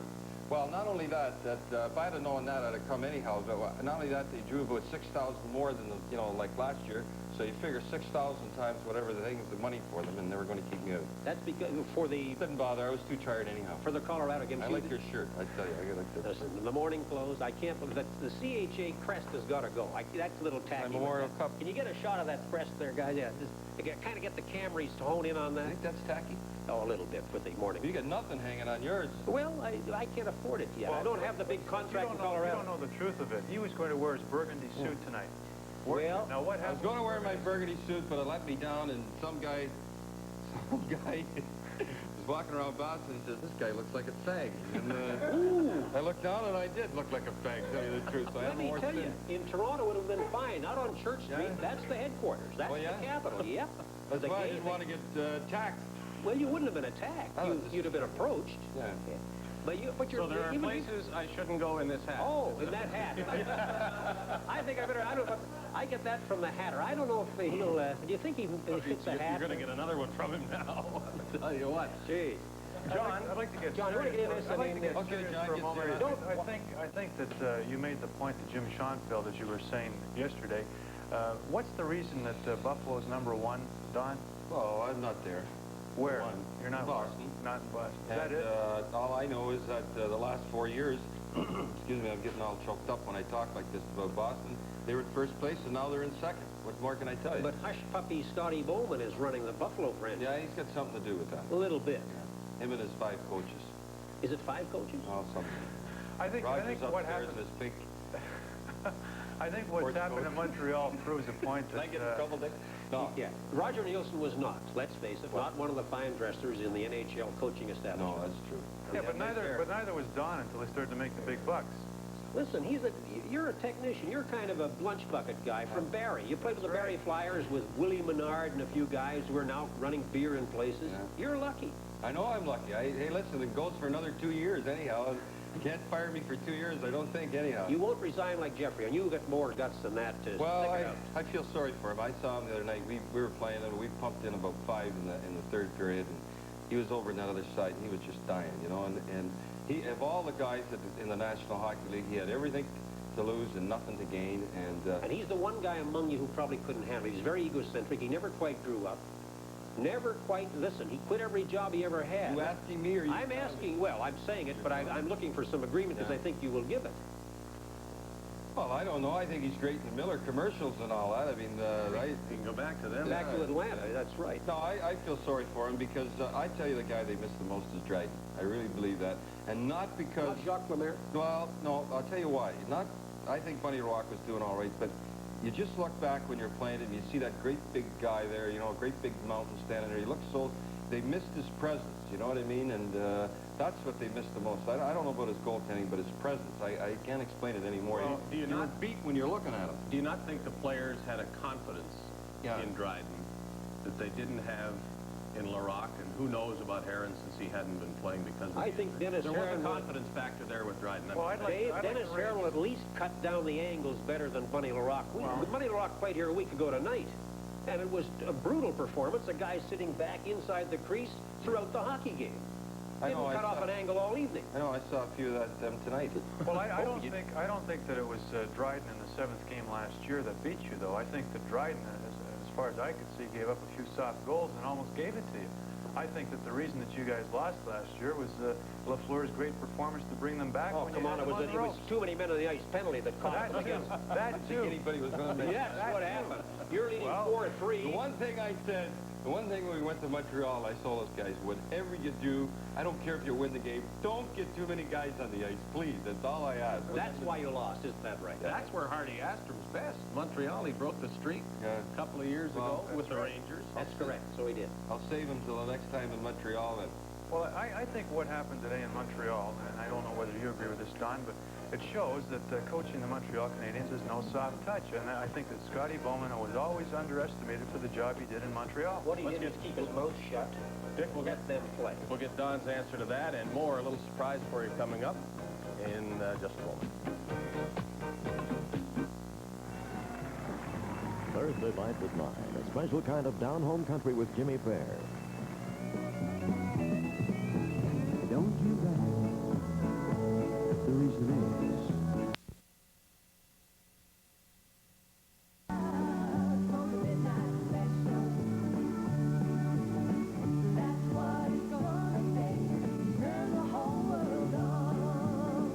I can see my shade of blue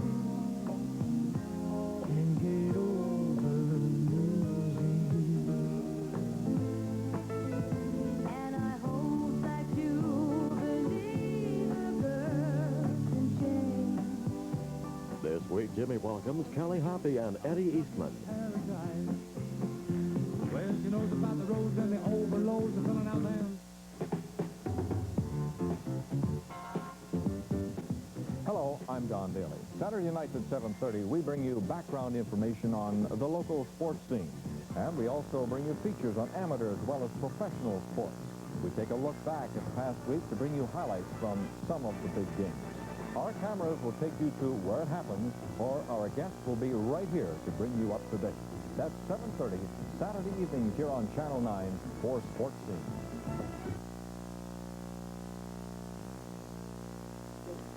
On the 12th of July, as it yearly did come, Bob played in the band to the sound of a drum. You may talk of your harp, your piano, and lute. There's none to compare with the old orange flute. Bob did us to save her, he took us all in. He married a papist called Bridget McGinn, turned papist himself and forsook the old cause that give us religion and freedom and laws. Now the old flute was doomed, its fate was pathetic.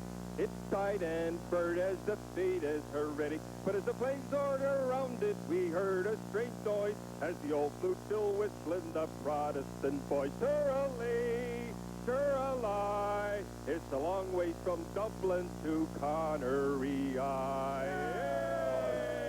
Listen, will you now give us the past chorus of North Atlantic Squadron? I think we could all hum the chorus. I mean, listen, the cabin boy, the cabin boy. Now listen, he did give it to the skipper. Maybe even better than that. Here's on tape Don's reaction when he saw what we just watched.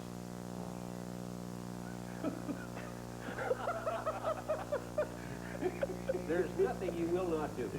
Now you know why he was kept out from seeing the Black Watch.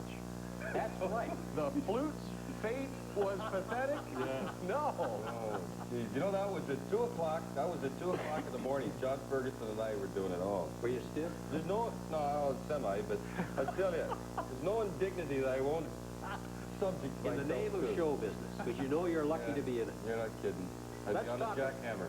Carl My Brewer. face, is it red or what? Yeah. Carl Brewer's coming back in it. What about Carl Brewer? I'm losing 10 pounds, 20 pounds, making a comeback. You could. George Armstrong's only 51.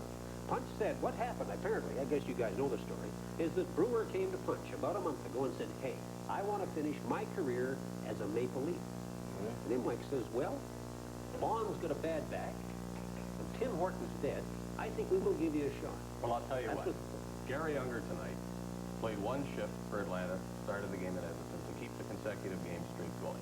Carl Brewer could play one shift to finish his career with Exactly. I saw Carl Brewer last Friday night playing for the NHL Old-Timers against the Italian Old-Timers. And Carl... Italian Old-Timers? That's right. And we had a man. NHL Old-Timers... Sorry, John, I don't mean to... We had a man there. You're not offending me, John. You're covering a friend of mine. I just never heard of Is these this something Italian your portfolio includes, covering the Italian Old-Timers? I had nothing to do on a Friday night. I wanted a free spaghetti dinner, like so Toronto. I went to see the NHL You can't find anything to do in Toronto on a Friday night except go to watch an Old-Timers hockey game? I got home in time to see on television. But I thought that the NHL Old-Timers played really well. Yeah, but I mean, The last time Brewer played in Maple Leaf Gardens was last year. He played for CKEY, that's a radio station in town, against the TD Bank All-Stars. They got a tie, and Brewer didn't play very well, a guy said, who played in that game for EY today. Everybody has this one. But he played well in that NHL old-timer, the Leaf old-timer, Montreal old-timer game last year. He'll be back, shaved, skull and all. He's got a shaved head, right? That's what Shaved head. Shaved head. Somebody said that's the only thing that he and Imlach haven't done. Bob, what's going on in the National Hockey League? What's happening? Well, Sid Clapper, Eddie Shore, old-time hockey. Conn Smythe, that's right. Conn Smythe, where are you now when we need you? It tells you that the league has gone rather mediocre, would you say? Well, I don't know. Sometimes I wonder if they're playing such hockey up there. Yeah. To tell you the truth. Tonight it looked like. Yeah. Tonight we got 3 guys. How did Gordie Howe play against you guys? Great. Did he score? Looked like he was playing with a bunch of boys. He scored some He was goals. in the corner, and one of our defensemen was trying to freeze the puck on a penalty. He just went in, knocked his feet from out of him, turned around, put it in the top corner. That's why these guys are coming back, because they can still play. Dave Keon still playing pretty well? Beautiful. And that guy's skate. Sporty. I tell you, with these skates. Brewer's 41. He says he's 39. Ah, well, now here's what's happening. Gary Green in Washington, the coaches in the league are getting younger, and the players are getting older. And I don't know where that is. Gary Green, you know, he's just out of some little league playpen. So, well, you're right. What is I'm glad this guy likes me. Tell you. Well, we wanted you here. And there's some. Why did you not come here for ballot? He never offered me any money till about a half hour before I was going to sign. Now, hold on a minute. He says that you and Scotty used Harold to get your big no, I contract. didn't. No, I didn't. Scotty did. I didn't. You mean that Harold didn't? He says, I remember doesn't mean knowing it's Harold going on, said that or- Scotty diddled him. What's that mean, Dick? It means hose them. It's a nice word for hose. Actually, hose is a nice word for diddle. Well, whatever. Harold uses other words besides that for that particular action.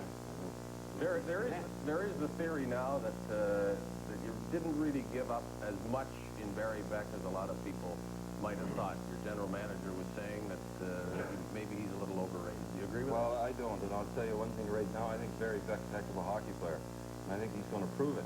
But at the time we went on the road, scored 3 goals, I think in 3 games, we were going nowhere. And it wasn't that he was playing bad, he was playing all right, but we were brutal. We had zombies at the time, I'm telling you. You talk to them, it was like the unseen dead or something. The unseen, the naked and the dead, that's right. You got that. Of this house, because evil lives inside, and anyone who goes within will never come out alive.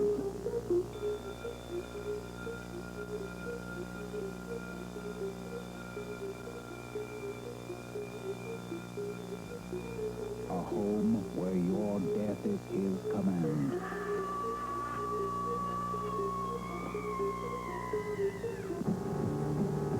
Suddenly, the ultimate terror is in their corner. As they become the helpless victims of a science whose real name is murder. Now there can be no escape, because the master of this house is death. Beware of a different horror in every room and a killer in every corner.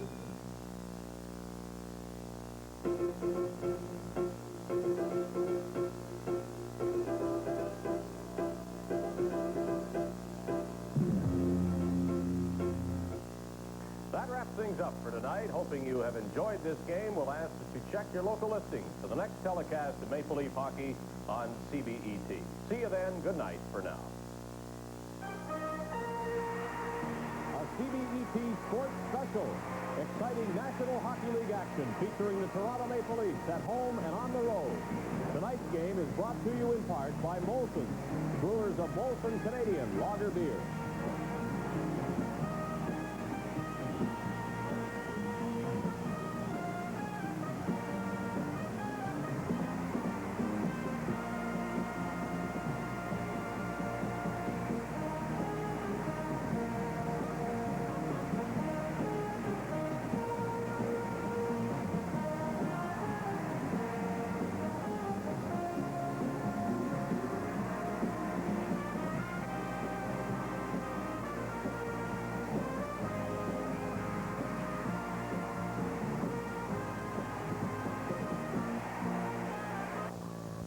This is ABC. For a Redford couple, 1980 holds a special promise. Suzanne? And if you've ever even wondered how accurate the psychic predictions are for the coming year, we'll show you. These stories and much more news, plus sports and weather, coming up next on Channel 7's 11 p.m. Action News Up.